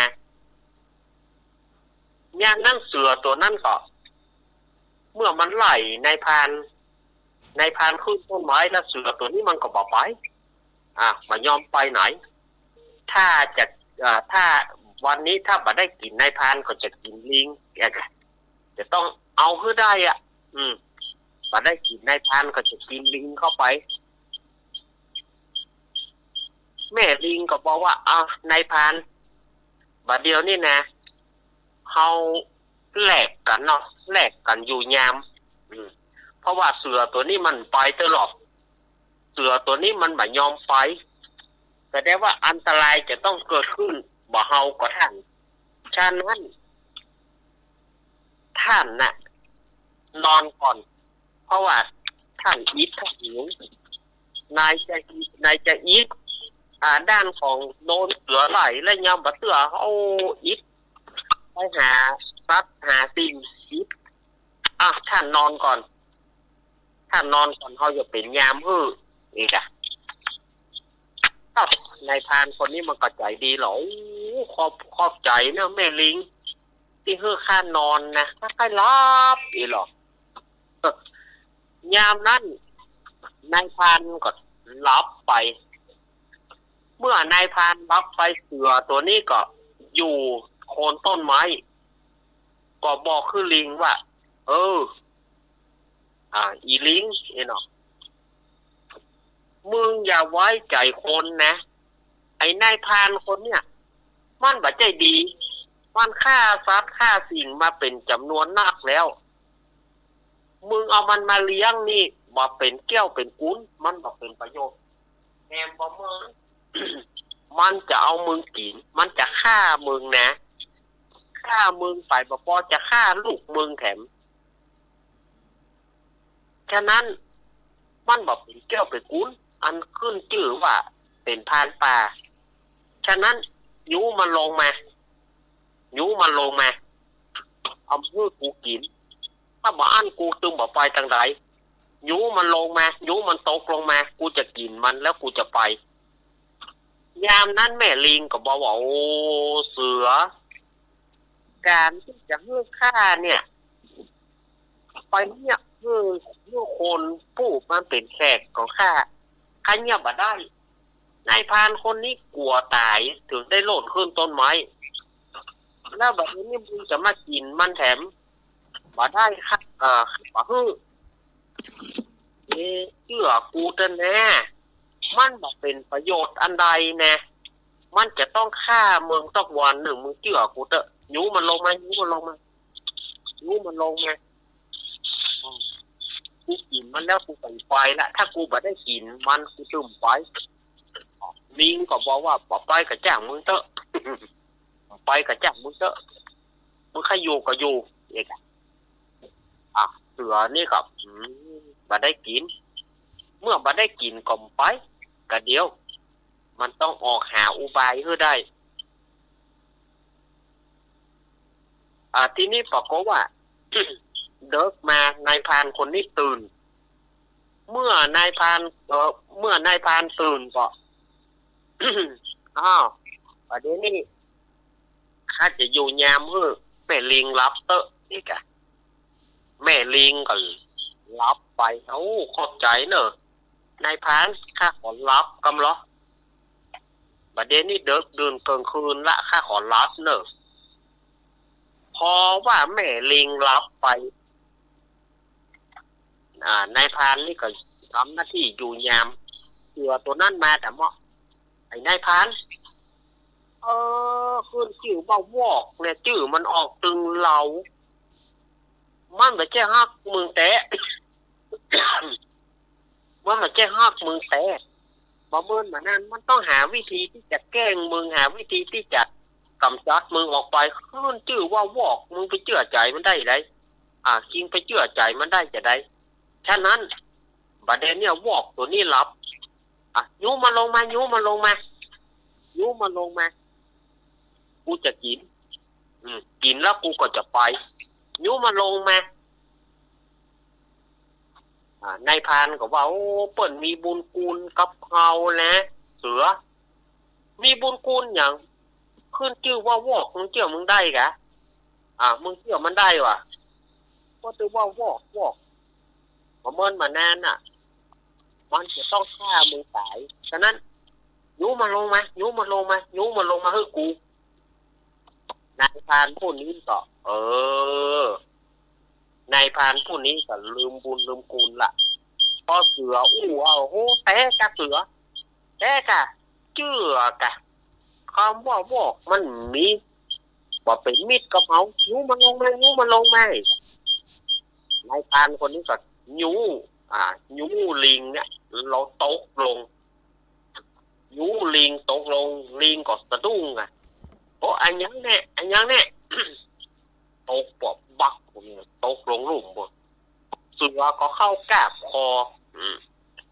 เมื่อเสือกราบคอ ลิงตัวนี้ก็เลยบอกโอ้ลิงตัวนี้หันว่าโอ้นายพรานคนนี้ลืมบุญลืมคุณเฮาแต่ก็ยังอินดูอยู่นะอินดูอยู่อินดูนายพรานอยู่ลิงก็จะมีวิธีใดที่จะเอาปัญญาเอาตัวรอดที่จะรอดตายก็เลยบอกคือเสือว่าเสือเนี่ยใครอย่าบอกคือนะจุดตายข้าไม่ใช่มีที่คอลูกเอาจุดตายมึงมีที่ไหนจุดตายข้ามีที่หางถ้าจะฆ่าข้านะต้องคบหางข้าคบหางข้าอย่างเดียวถ้าไปคบคอข้าบัดตายไม่ใช่จุดตายหัวใจข้ามีที่ปลายหางไงหรอกจุดตายข้ามีที่ปลายหางถ้าจะฆ่าข้าต้องคบที่หางก็มันฟูดเตือก็เจือแหละคายออกจากคอลิงแล้วก็เข้าจับหางพอเตือจับหางได้แล้วก็ลิงก็โหล่นขึ้นต้นไม้ก็เลยเอาไต่หางส่วนหนึ่งช่วยเตือกินเตือกันแค่กระซองเปิ้งว่าวอกนี่เปิ้นว่าวอกมันตึงว่าก็ยังพลาดท่าอยู่นั่นน่ะลิงก็เลยหาไปหางกุดไปอย่างที่ของห้องอีกุดลิงก็เลยไต่หางกุด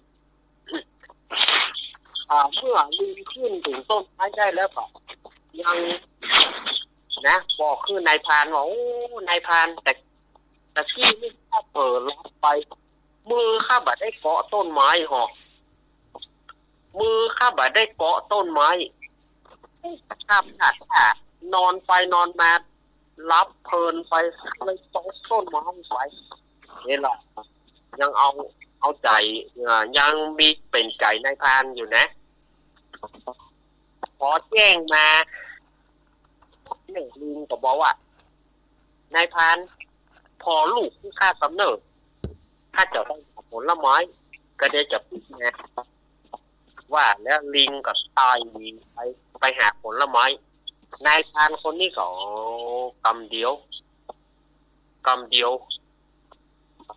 เอาจะต้องเอาลูกลิง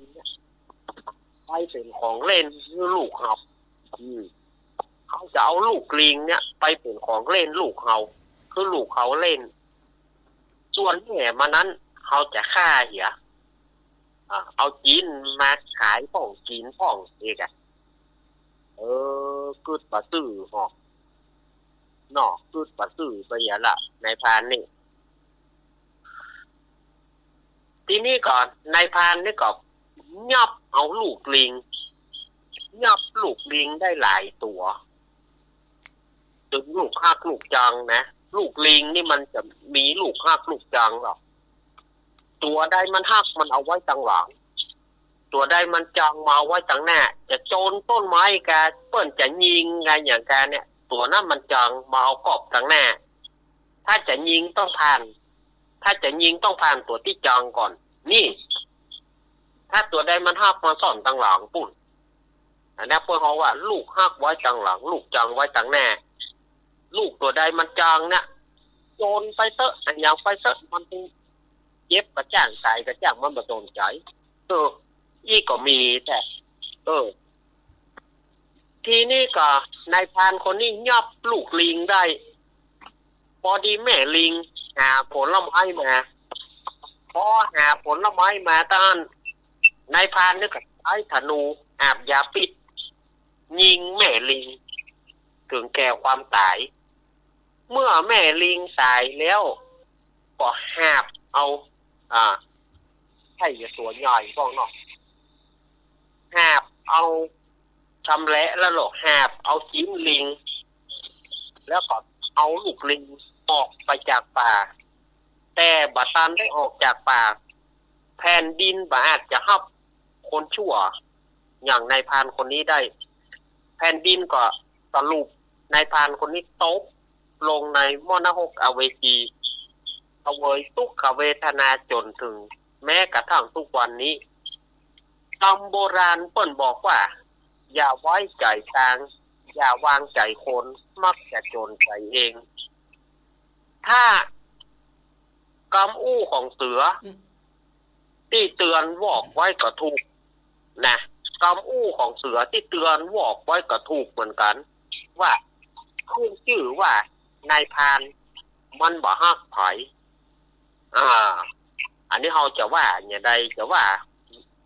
เสือก็เตือนได้ถูกแต่ว่าลิงเนี่ยมันก็ฮักถือว่ามันเป็นเพศเดียวกับกันเนาะมันคล้ายๆแบบแหมน้อยเดียวมันจะเป็นโคนน่ะคำว่าลิงนี่มันก็เกือบจะเป็นโคนละมันก็อินดูโคนเนี่ยมันก็สุดท้ายก็ตัวเก่าก็ต้องตายเนาะมาได้อย่างสักอย่างอันนี้ก็เป็นนิทานที่เอามาเล่าเนาะอย่าไว้ใจทางอย่าวางใจคนมักจะจนใจเองอันเนี้ยนอวันนี้เอามาเล่าวันนี้นะเหม็นแล้วเนาะเห็นว่าครับมันดึงใจได้หรอทุกเกณฑ์ทุกจัดคนอ่ะเนาะเขาก็มาถึงว่าเช่นไหนเนาะจะเป็นแบบเนี้ยครับปัจจุบันก็จะมีอีกเหมือนกันมีครับมีเบลอเลยครับเป็นว่าเนี่ยก้าลิงเนี่ยไปหางมังคุดเปลี่ยนเนาะครับมันไปออกอุบายว่าหัวใจมันมีไปหางอีกครับเพิ่งว่าโรคหยงออกอะมันน่าเขาอะโรคประทานมันนะครับนี่ได้ทุกเบิดตกเลยนี่นะครับมันคนนี่ไว้ใจคนหรอกเนี่ยคนสมัยเมื่อเดือนนี้คนใกล้ชิดใกล้ตัวนะเนี่ยพิญญากันมันจึงมีหรอครับนั่นแหละยังข้าวนั่นแหละอยู่ใกล้กันไว้ใจกันเนี่ยเป็นญาติกันเลยเนี่ยเป็นไปฝากไปโป่งไว้เขาเลยส่วนเราไปฝากเอาฝากเขาเฉื่อยน่าจะกินมดนึงแล้ว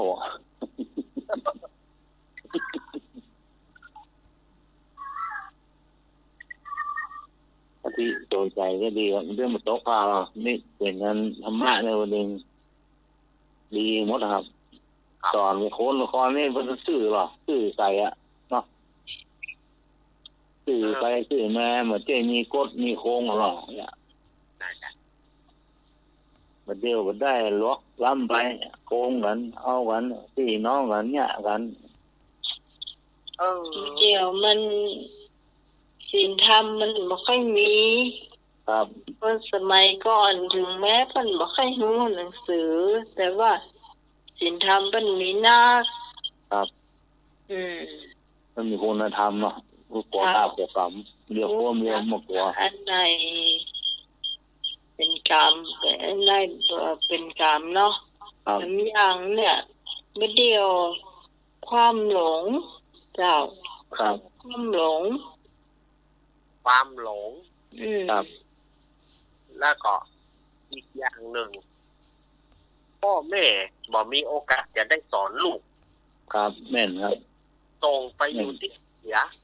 ครับแต่ก่อนนี่เพิ่นจะสอนกลางคำขันเข้าครับ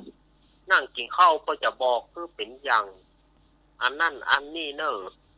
มันสิ่งดีสิ่งให้เนี่ยพ่อแม่จะเพิ่นจะบอกคำขันเข้ามาเดียวเนี่ยมันแบบแทบจะได้กินข้าวกับกันครับลูกสตางวางบนหัวเลยเนี่ยสมัยก่อนนี่เพิ่นจะก่อนที่เพิ่นจะมีอย่างเพิ่นจะกินข้าวกินอย่างเพิ่นจะอู้กันอย่างก่อนครับเรื่องนั้นเรื่องนี้คุณธรรมคนเฒ่าบ่ฮู้หนังสือครับแต่เพิ่นก็เลี้ยงลูกมาได้คนบัดเดียวนี่เอากะฮู้หนังสือแม่เอาเข้ามีลูกเข้าเลี้ยงบ่ได้เลี้ยงได้หรอเลี้ยงบ่ได้พอเตอะ ห้องลูกประเทศห้องลูกประเทศได้หรอกบางทีเข้าใจลูกผิดลูกเทวดา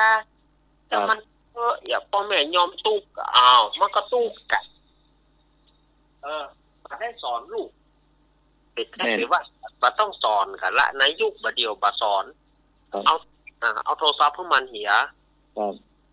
เอาเกมเพื่อมันเหียเล็ดด้านจากที่ไหนด้านจิตใจมีก็มีเหมือนกันนะที่ว่าเอาโทรศัพท์เพื่อใช้ลากอ่อนเอาไปใช้ในทางที่บ่ถูกถ้าก็พอละอ่อนนักหลวงพ่อเขาไปใช้ไปดูอย่างไปใช้การใช้งานเนี่ยที่ไม่ได้หรอกเราที่ลูกผมได้นะลูกIQ EQ อย่างเพิ่นอยากเราต้องดูละอ่อนเขาตัวเนาะครับติดตามละอ่อนเขาตลอดเจ้าบางทีละอ่อนน้อยมีโทรศัพท์อันอย่างนี่บางทีละอ่อนยังบอกหูอย่างเลยแต่ใช้โทรศัพท์แล้วก็พ่อแม่ซื้อก็คือนะบักกินข้าวบักกินน้ำเลยบักกินอย่างกับเลือกของมันเนี่ยครับณปัจจุบันนี้เนี่ยมันห่างเหินกันไปนะคนแต่ก่อนว่าเอาล่ะคนแต่ก่อนลูก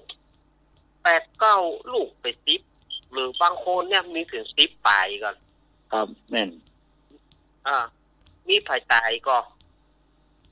แทบจะบ่มีภัยตายในละอ่อนเลี้ยงลูกมาเนี่ยตุกเนี่ยกินยังก็กินไปเนี่ยสมัยบัดเดียวเอาเงินอย่างเดียวครับเลี้ยงลูกด้วยเมนูหรอเมนูตารางสอนก็นั่นน่ะครับเข้าเวลาที่กินที่ถึงกี่โมงที่ก่อนนี่นอนกลางขาหรอว่าเข้ามาคุยสว่ำหมดซะไม่มันขี้คานสั่งหรอไงมาขอมึงกินอย่างเงี้ย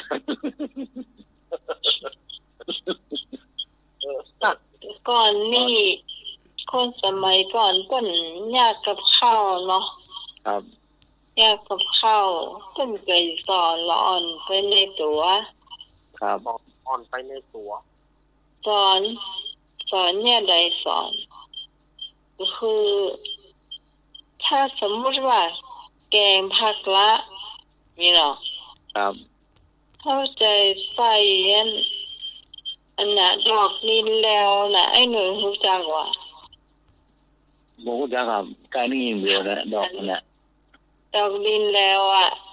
เป็นได้ดอกสีม่วงๆน่ะมันจะออกสำน้ำบ่อนะเป็นบ้านๆอย่างนั้นบุรีใช่ป่ะบอกบ้านๆนะเนาะบ่บ้านน้อยๆเยอะมากเลยจีนี่ก็ไปเด็ดมาไปเด็ดมาเอาไปใส่แกงผักละมันเรียวนี่มีว่ะมาเดียวนั่นบ่มีจ้ะมีน้ำมาเดียวนี่นะอย่างหาเชี่ยวก่อนอย่างที่เปิ้นให้เฮาฮู้จักนะเปิ้นจะให้เฮาไปเอาหรอครับสมมติว่าเขามีเท่ากันเขามีมันอยู่ตรงห้านประมาณอีเนอร์เนี่ยครับไปพูดมานักน้ำมันจะเสียจะบอกหรอกจะต้นถึงอย่างหนึ่งมันจะเป็นค่าจะบอกเป็นอย่างหรอกเนาะแล้วก็เบิ้นสอนนะแม่นถ้าคนแต่ก่อนนี่จังอย่างนะมันคนเท่ามันจังใจเอานะหมดสักซุ่มหมุดนี่นะเชื่อธรรมการทางเรามันมืดอ่ะมันต้องเตียวตัวกลางความแค่ว่าเรียนบ้านใหม่เป็นร้านขายความต้องไปซื้อจ้ะผ ผมนี่มันน้อยๆเลยมันเอาผมอ่ะข้ามมาบอกสรุปละคนก่อนมันจะมีไปอ่ะตากุ้งหมดอ่ะผมแล้วกองมันมืดอ่ะมันจะไม่กองเดียวหรอกมันเป็นแง่ตางเตียวมันก็ตางเตียวแล้วมันแง่แค่ง่ายอ่ะข้ามมาแล้วมันนิยายกับเมืองออกอ่ะไอ้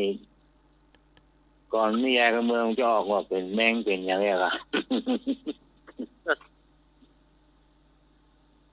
ไอ้ไปซื้อมากั้นมันจะแปลงละ5 ตังค์อ่ะขวดมาละ50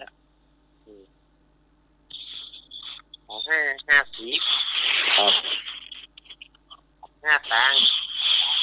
ถ้าคนนอนกอดกันหรอคนก่อนอ่ะกอดกันเนี่ยกอดละอ่อนกอดนั่นลูกกันเนี่ยควบ2 ควบกินนมแม่หรอคนก่อนอ่ะเดี๋ยวแม่มาจอกไปหรอเดี๋ยวเขาอยากกินนมห้องแม่มาจอกไปอยากหวดนมแม่ละยิงการข้อง่ายบุหรอแม่ไม่ได้ก่อน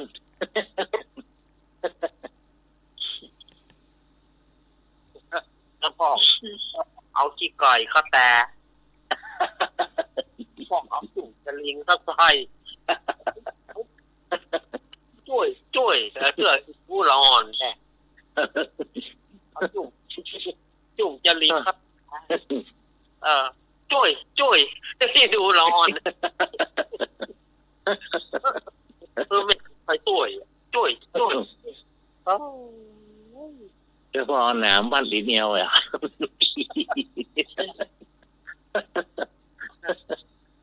เนี่ยอันเนี้ยมันเป็นวิถีชีวิตของคนเมื่อก่อนเนาะครับแล้วลูกเต้าเปิ่นนะมันเป็นสายเลือดนะลูกเต้าเปิ่นฟังกำกันบาเดียวบางคนอันนี้นะบางครอบครัวเนี่ยพ่อแม่เอาไปละอุ้ยเฮ้ยย่าเอาเข้าเอาปู่เอาย่าเอาตาเอายายไปพ่อไปแม่ไปอ่ะไม่ละก็เจ้าก็ต้องว่าฟังทนายเลี้ยงรุ่นของเฮาเนี่ยก็คงจะเป็นรุ่นสุดท้ายที่เชื่อฟังพ่อแม่แล้วก็ฟังว่าหลอนตู้จะใดแล้วเราสามารถ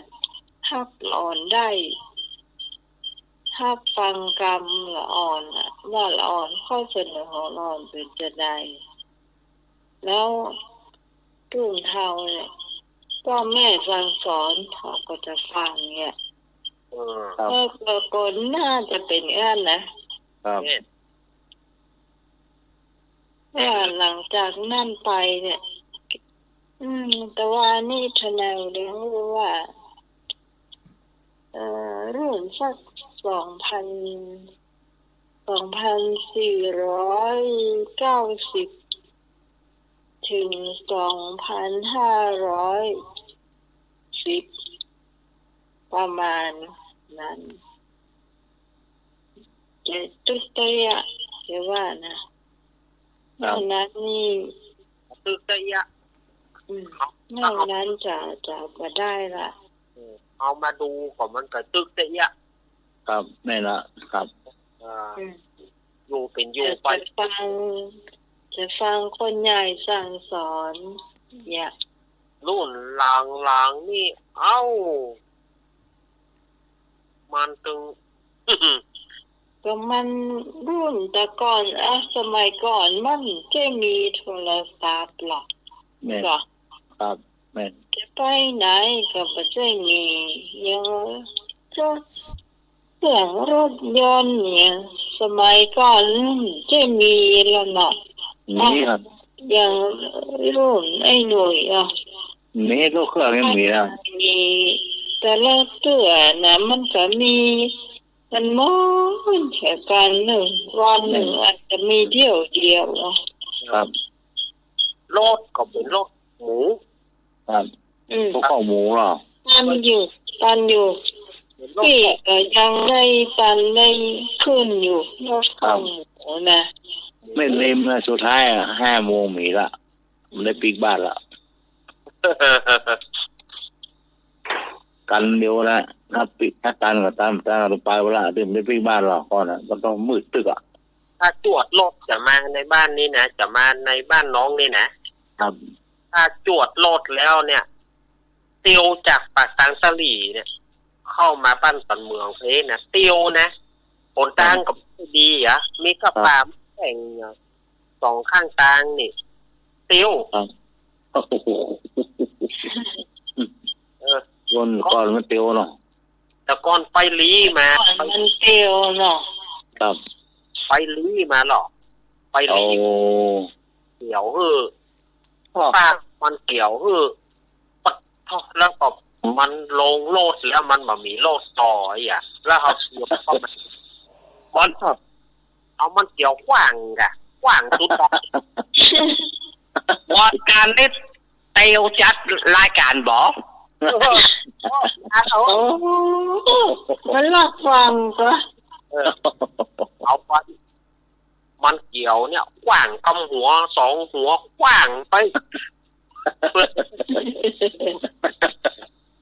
ว่าการเล่นเตียวจัดรายการบอกบาเดียวฮะบาลูกแล้วเตียวเนี่ยแต่ก้อนเกิบก็บ่มีนะแต่มีไม่ได้ใส่แล้วจ้ะเนาะส่วนมากนี่ถ้าเป็นไม่ยิงนี่แปลงก๊อบแก๊บเกิบไม้ครับแปลงก๊อบแก๊บซุปอันเฮานี่ซุปบ่ได้ป้องแต่แรงลงเจ้าไม่ยิงเปิ้นซุปแล้วเปิ้นคือบ้านของเปิ้นน่ะครับเก่งเนาะสีน้อยเนาะเปิ้นแปลงก๊อบแก๊บไม่อยากแปลงก๊อบมันกงแก้มนี่นะก๊อบแก๊บนะว่าพ่องก็อาจจะสงสัยว่าเปิ้นยังห้องก๊อบแก๊บอย่างได้ท่านอาจารย์ก็เสียงมันดังหรอครับมันเป็นกรอกไม้เนี่ยไม้ดังก๊อบแก๊บอย่างเกิดแม่อะไรกันครับนั่นที่มียางห้องพื้นเลยเนาะแล้วก็เตียวเนี่ยนะแล้วหอยเตียวได้อัดจะไม้แล้วเชือกก็เป็นเชือกปอเนี่ยเอาอันแต่งใส่มันครับเชือกปอเอาทุลักทุเล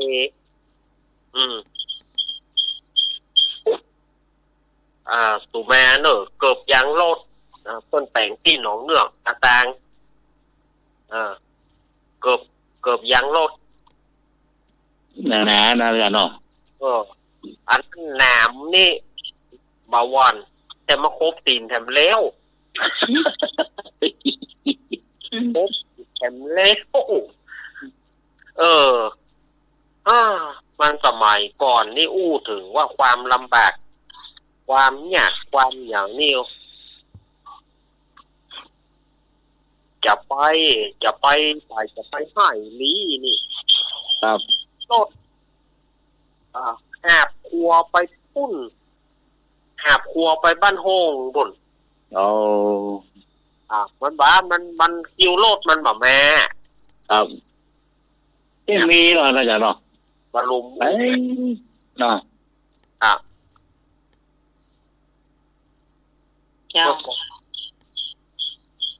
มันลำบากจะทำกรรมเข้าเอาว่าไปเลยไหม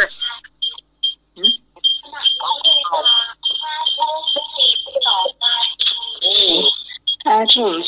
42ก็บอกเก่าเขาก็ว่ากับไปเนี่ยนี่ว่าหลวงเนี่ยบอกกำบอกเก่ามีกำนะกำบอกเก่านี่กำฟังแล้วมันกำบอกเก่าเลยนะมิ่งกับเมี่ยง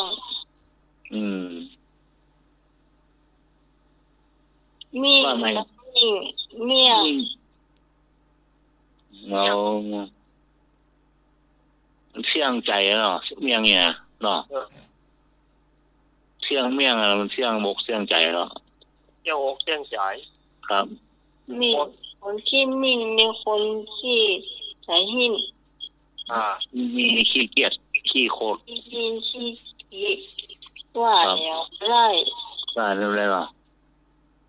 ขี้มิ่ง เจ็ดโคตรอยู่หั่น ถ้าดีก็ดีเนอะต่อ แต่ดี กำมันดีเนอะกำมันมิ่งเนี่ยปัสต่อ ก็เนอะ ก่อนมีคนที่บ้านนี่นะเขาเกลียดเธอลูกนะไล่ติดลูกมาได้กินข้าวกินน้ำเนี่ยก็ได้คุยแม่เสื้อมันมีไหนเตียวมันมีไหนเอาของเปิ้นลาบของเปิ้นจนเหลว มันมิ่งเกินไปละ เสา อันนั้นมิ่งทำลายข้าวของน่ะ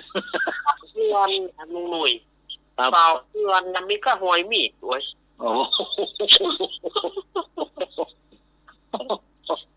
เลี้ยง เสากิ้วเขาหล่อ เลี้ยมคอละ ของอื่นๆของคนอื่นมันก็แบบเนี้ยนะไม่เนี้ยของตัวเก่านั่นนะของตัวเก่าก็เป็นว่า ของคนอื่นได้ลูกเนาะ หนูจริงเหรอ ตัวเก่านะ แล้วมันมีอย่างหนึ่งมาสารเปียกงามสารเปียกสารงาม มันไปขี้มิ่งแล้วเนาะ ที่มิ่งเกลียดอย่างแม่นี่นะลูกมันต้องมาได้กินข้าวอ่ะเกิดจะกินข้าวลอมปอมไล่ติดลูกใช่มีอ่ะวิทยุแก เนาะ อันอย่างกาโคตรอย่างกว้างคนอย่างกว้าง โมโนโมนานมันมีเนาะ มามีอ่ะเสื้อ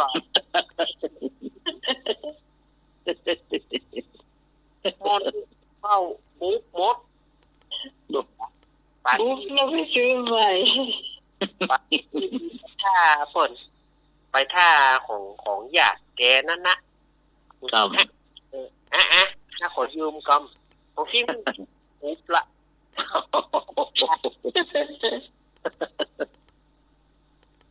รถถีบไกลนะตัวหนึ่งผ้าตองนุ่งถีบรถถีบแล้วกับผ้าตองมันไปปานเนาะหาว่าโลกเก็บบุ๊บรถบุ๊บรถหลานเข้าโซ่เนาะ เข้าโซ่เข้าซี่มันกะผ้าตองเข้าซี่ปานซี่มันกะปานไปปัดนี่ตึ๊กเลยอ่ะปุ่มเลยอ่ะแล้วเก่งตัวหนึ่งอันสมัยนั้นเปิ่นเก็บเต้าหรือปลูกมะเต้าครับผ้าทองฟ้องอย่างว่านะโก้นแม่นละข้ามแม่เลยมาล่าเราคนก่อนนะเต้าตึงอย่างโก้นโคตรเอามะเต้ากว้างโอ้เสียดายมะเต้าเอาโพกพระตัวพาเมากว้างนะป้องมะเต้าโพกพระเมากว้างแล้วเสือบุ๊บหัวโอ้ยหัวโลดเอาโอ้โหอีล่ำเหลือเนาะครับมีหรอแต่ก่อนน่ะบ้านเนี่ยนี่อ่ะมันตายไปละนี่เหมือนอย่างละคนก่อนเลยละคิมมิ่งคิมเมียงนี่คงจะมักเมียงเนอะเบาไหนก็มักเมียงเนอะนี่นะค่ะพอกำลังเรื่องหมดอะคิมเมียงเนี่ยคิมเมียงคือมอนี่ยายหนุ่ยยายคิมเมียงเนี่ย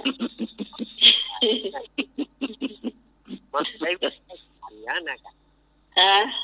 ว่ามันได้เรียกได้การยั้งนะจ๊ะเรื่องตีเนาะหลังนี่ยังไปไล่เหรอครับเนาะหลังนี่ยังไปไล่เนาะหลังคือเต้นนะไม่คนละกองเขาไม้ตื่นเรื่องเนี่ย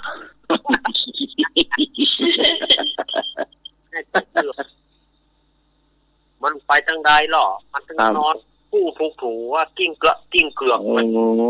ลำเดียวนี่อันได้สมัครยังไงนี่สมัครก็คำตอบสุดท้ายสมัครเข้าใจว่าคำว่าอะไรนะขี้เมี่ยงขี้เมี่ยงที่เหล็กเป็นสนิมนะเหลืองนั่นนะขี้เมี่ยงที่สนิมนั่นแหละ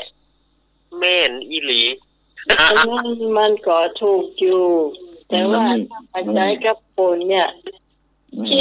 คำว่าเมี่ยงเนี่ยมันคือคนมาเอาไหนมันคนขี้ค้านอาการก็เนี่ยคนนี้กินเมี่ยงเนี่ยครับมันคนละเมี่ยงที่คนแก่มาเคี้ยวแล้วก็ใช่ที่มาห่อเกลือนั่นน่ะเห็นไปงานศพงานเนี่ยเห็นเอามานั่นก็แม่นคนมากเมี่ยงเพราะที่เมี่ยงหมดละเอามาห้อยใส่เก้าอี้ไว้อะเมี่ยงอันนั้นเมี่ยงคำอย่างโอ้ครับกินลูกครับแต่เมี่ยงที่เราเครื่องเยอะเนาะก็มีเกลือกับใบอะไรเห็นใบเมี่ยงครับใบชาน่ะใบชานั่นนะ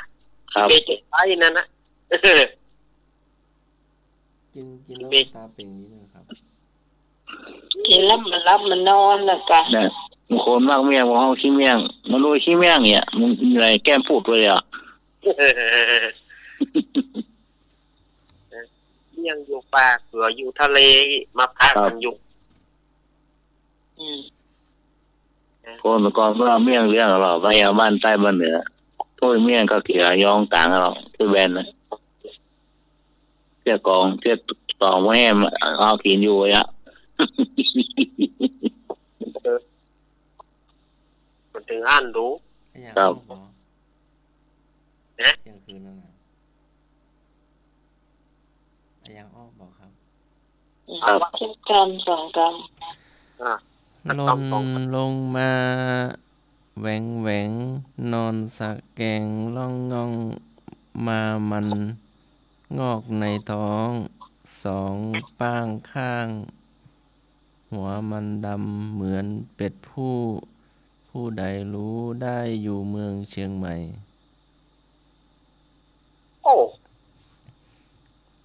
ลงมาแหวงนอนสะแกงล่องง่องงมันออกในท้อง2 ป้างข้างหัวมันดำเหมือนเป็ดผู้คนใดรู้ได้อยู่เมืองเชียงใหม่อย่างงูนี่ไงครับเบสซับครับเป็นดอกไม้เจ้าดอกเอี้ยงเรื่องเหนือยังไม่ตรงในเนี่ยมาละเจ้าดอกนิ้วเจ้ายังไม่ตรงนะตรงเจ้าไม่ใช่เจ้าต่างบ่ฮู้ว่าเรียกเหมือนกันหรือเปล่าไม่ใช่เนาะดอกกวาวถูกต้องดอกกาวทองกวาวเอาโต๊ะลงมาแกว่งอ่ะมันตกลงมามันนอนก้องงอ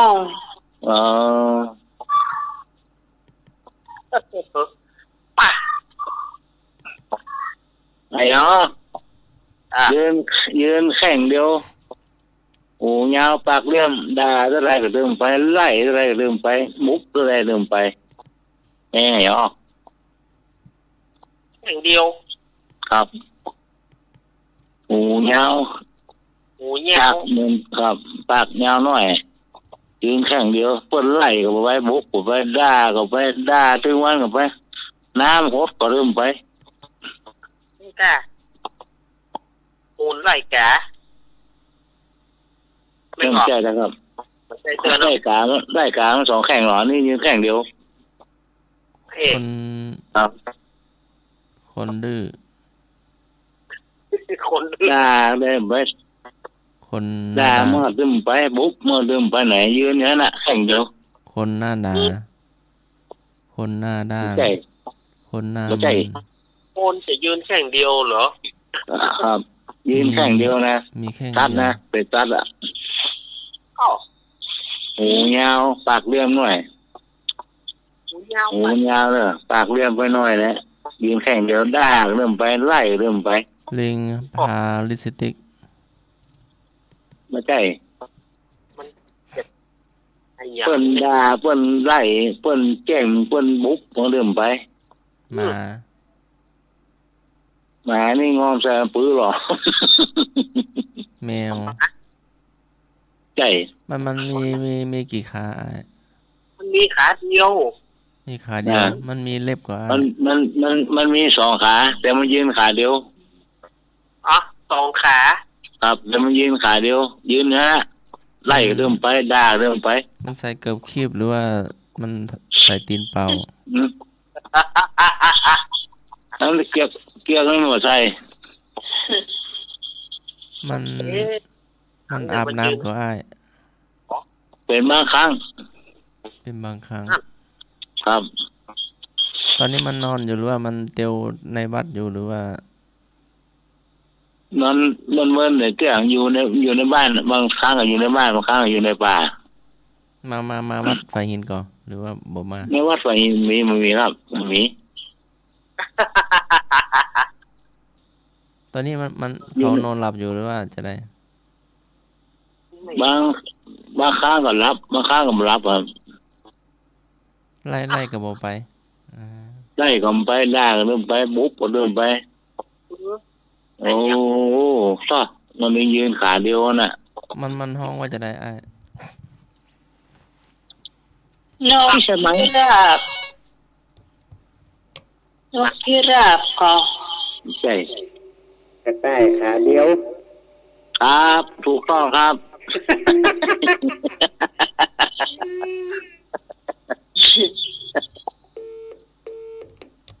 ไปนี่ไอ้แกะ โย ครับ มไพบูลย์น่ะ ไอ้บุญ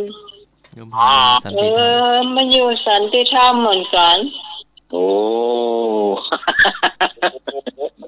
คำนั่นเดียวกันน่ะ ยืนกระต่ายขาเดียวยืนนะเรื่องอะไรหรอ ยืนยันกระต่ายขาเดียว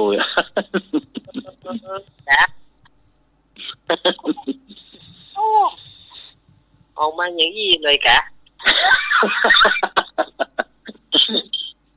ต้องซื้อหมูย้อนถ้ายืนขาเดียวนะไอ้ อ๋อเนี่ยเขาว่ายืนกระต่ายขาเดียวเห็นว่าอย่างนี้บอโอ้ย สมัครถามเลย คำสุดท้ายเนาะจะเที่ยงคืนแล้วเนาะ สุดท้าย เจ้า ถามว่า มีหูมีปาก มีปากมีท้อง มีท้องมีหัว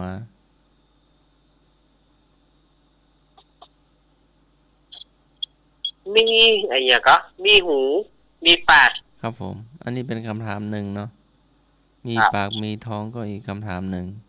มีท้องมีหัวก็อีกคำถามหนึ่ง เอา ได้อันไหนก็ตอบอันนั้นก็ได้นะ มีปากมีท้องกับติ้งต้องงอน ถูกต้องหม้อค้าง หมดค่ะแล้วก็มีหัวมีอย่างก็มีหู มีปากมีท้อง มีปากมีท้อง เขาจะวิ่งแข่งกับกระต่ายอ่ะ เก้า ถูกต้อง มีท้องมีหัว ที่ช่างไม้เขามีติดตัวช่างไม้น่ะ มันจะร้อง เต้า ฮะ เต้า เต่า อ่า เต่าหรือว่าสายไม้ กบสายไม้ครับ ครับ กุ้งครับ เดี๋ยวของพี่อีกสักคำถามหนึ่ง เลยนะ 8 ขา2 มือ2 ตา แต่ว่าไม่มีหัว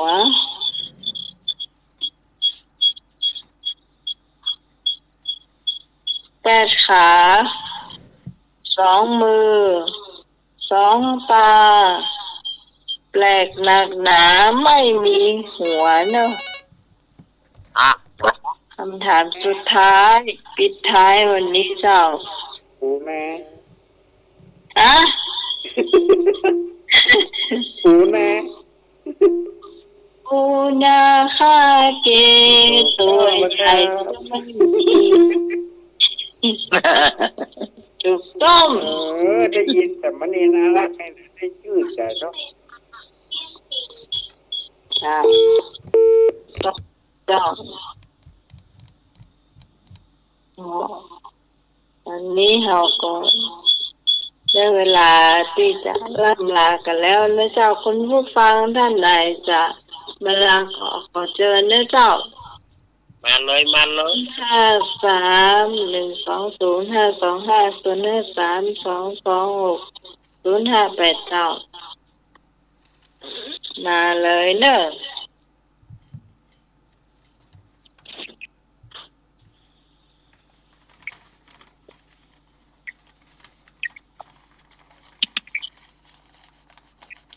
รับกันไปหมดแล้วก็ หนอหนอเนี่ยวันนี้โทรศัพท์บอกปอนนัก เจ้า จากผู้เตือนนี่ฝากบอกว่าไปปัญหาเพลงการหยังการเนี่ย เจ้าเจ้าเจ้าจะมาเจ้า เจริญพร เจ้า สวัสดีแม่โสมเนาะ เจ้าสวัสดีน้องหน่อยด้วยเจ้า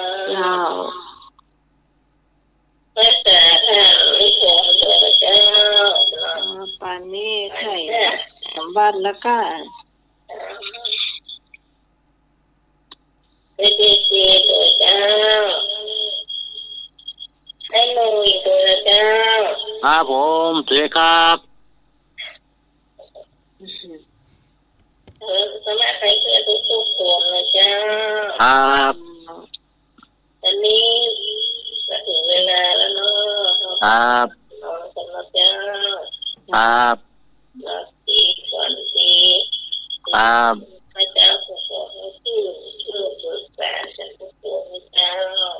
ครับ ขอบคุณ อย่างนั้นแหละ เจ้า สมเลยค่ะ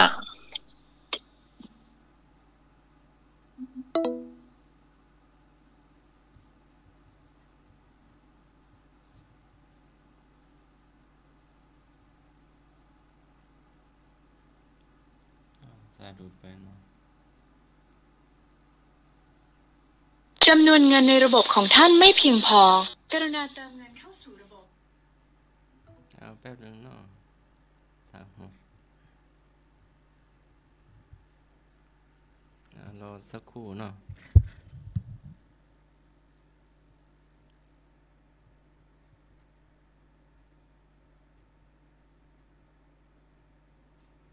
ช่วงนี้ก็เป็นช่วงอำลารายการเนาะธรรมะคลายเครียดก่อนอำลาท่านไหนจะ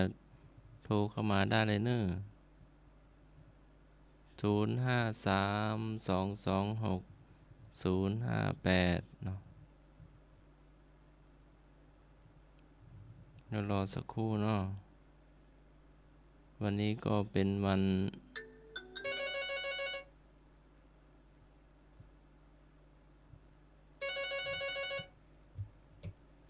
มาละฮัลโหลเจ้า แน่ก้าน เจ้าอวยพร อำลาเนาะ จ้าขอให้ทุกคนที่ทีมงานธรรมะชัยเสียทุกคนนะมีความสุขไม่ได้อวยพรปีใหม่ท่านมีสุขภาพแข็งแรงนะสามเณรรักโดยแล้วก็คุณที่สมัยทุกคนนะจ๊ะ ครับผม ไอ้หน่อยโดยนั่น เจ้า ไม่ได้เห็นหน้ากันก็รู้จักกันนะแต่ท่านสมัครได้เห็นแล้วสามเณรรักก็เห็นแล้วฉันอยากถามอาจารย์ว่าแม่เขาจะร่วมบุญนะวันนั้นแม่ลืมฝากซองอาจารย์จ้าแล้วแม่จะร่วมบุญได้ที่ไหนพอดีว่าจะได้ไปจากที่จริงตั้งใจจะไปที่วัดไฟเห็นนั่นนะพอดีที่วัดก็มีงานเหมือนกันวันเดียวกันไม่รู้แม่จะฝากใครได้จ้ะ อ๋อโอนมาก็ได้เนาะถ้าโยมแม่ไม่สะดวกเนาะ ก็เอาบัญชีใครละจ้ะ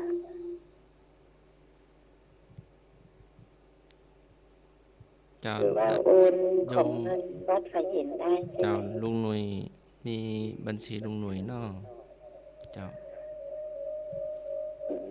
ไม่มีหมายเลขบัญชีไอ้หน่อยจ้ะ เจ้าเดี๋ยวติดต่อแม่ไปเนาะตอนนี้หมดเวลาแล้วเนาะ จ้าขอให้ทุกคนมีความสุขนะจ๊ะมีสุขภาพสมบูรณ์แข็งแรงทุกๆคนจ้ะนมัสการจ้า เจ้านิมนต์พระอาจารย์ครับผม โอ้พ่นมาอยู่ ฮัลโหล นมัสการครับปู่เฟสปันแท้ครับ ขอบคุณ ขอให้พุทธบริษัททั้งหลาย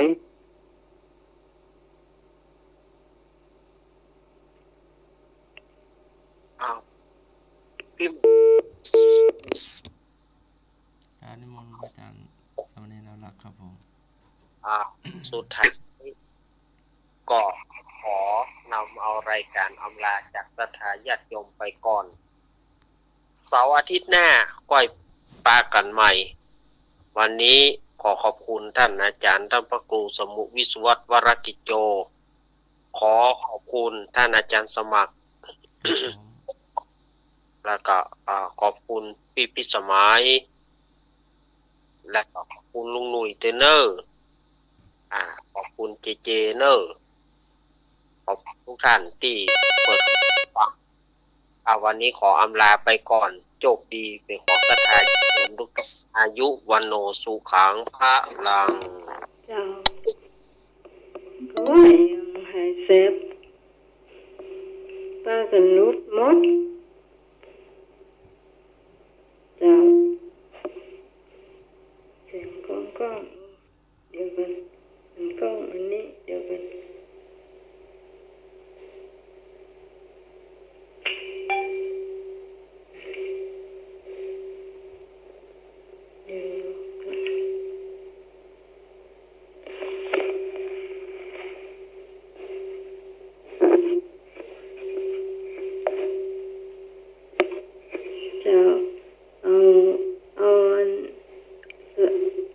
โทรศัพท์ห่างหน่อย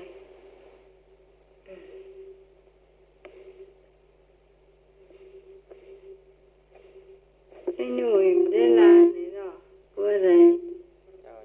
สำหรับพี่สาวก่อนกมลนะเจ้าโทรมาเบอร์น้องใหม่เนาะสำหรับที่จะเอาเลขบัญชีนะเจ้าวันพรุ่งนี้ก็ได้นะเจ้าแล้วเวลาไหนว่างก็092นะเจ้า6131819นะเจ้า092 6131819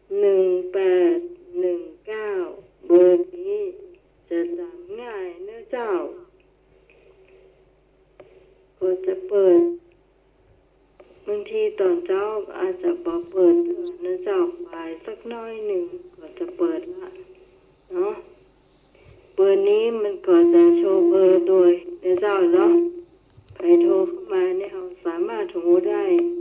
ก็จะมีโชว์เบอร์ก็ประมาณ3 หมายเลขด้วยกันเจ้าของสมัยนี้จะมี3 หมายเลขที่จะโชว์เบอร์แต่ว่าเบอร์นี้เนี่ยคือคุณผู้ฟังได้รู้ว่ามันจะง่ายยิ่งไปได้จำเลยเจ้าจำง่ายที่คุณผู้ฟังจะจำเนาะถ้าไม่ได้มาก็โอนเข้ามาได้หมดเจ้าเท่าใดก็ได้เจ้าคุณผู้ฟังอย่างทางพ่อสาวอันนี้เปิ้นบอกว่าไปป้าอันแม่ค้าเนาะพอดีได้รู้จักกันแล้วเปิ้นเลยฝากมานะเจ้าก็ต้องขอบคุณพ่อสาวออนศรีนะเจ้าทางดอยไว้เหมือนกันตำบลนะเจ้าสำหรับค่ำคืนนี้ก็ต้องขอบคุณคุณผู้ฟังทุกเสียงทุกสายนะเจ้าที่มาด้วยกันจัดรายการแล้วก็ฟังครบเวลาเนี่ยค่ะวันนี้ท่านสมาชิกปิดรายการกันแล้วกันได้ดูรู้สึกว่าสตังค์หมดเดี๋ยววันพรุ่งนี้เดี๋ยวน้องใหม่คือท่านสมาชิกเติมให้ทำไมเนาะครับไอ้หนุ่ยครับเดี๋ยวผูกก็เติมให้ท่านสมัครนะเจ้าครับผมครับดูท่านสมัครรู้สึกว่าจะตังหมดมา2 วันละครับครับผมเดี๋ยวน้องใหม่ลาก่อนนะเจ้าอ๋อครับผมก็ลาด้วยนะครับครับ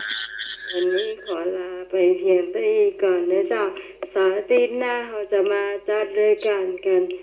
สดๆเลยนะเจ้า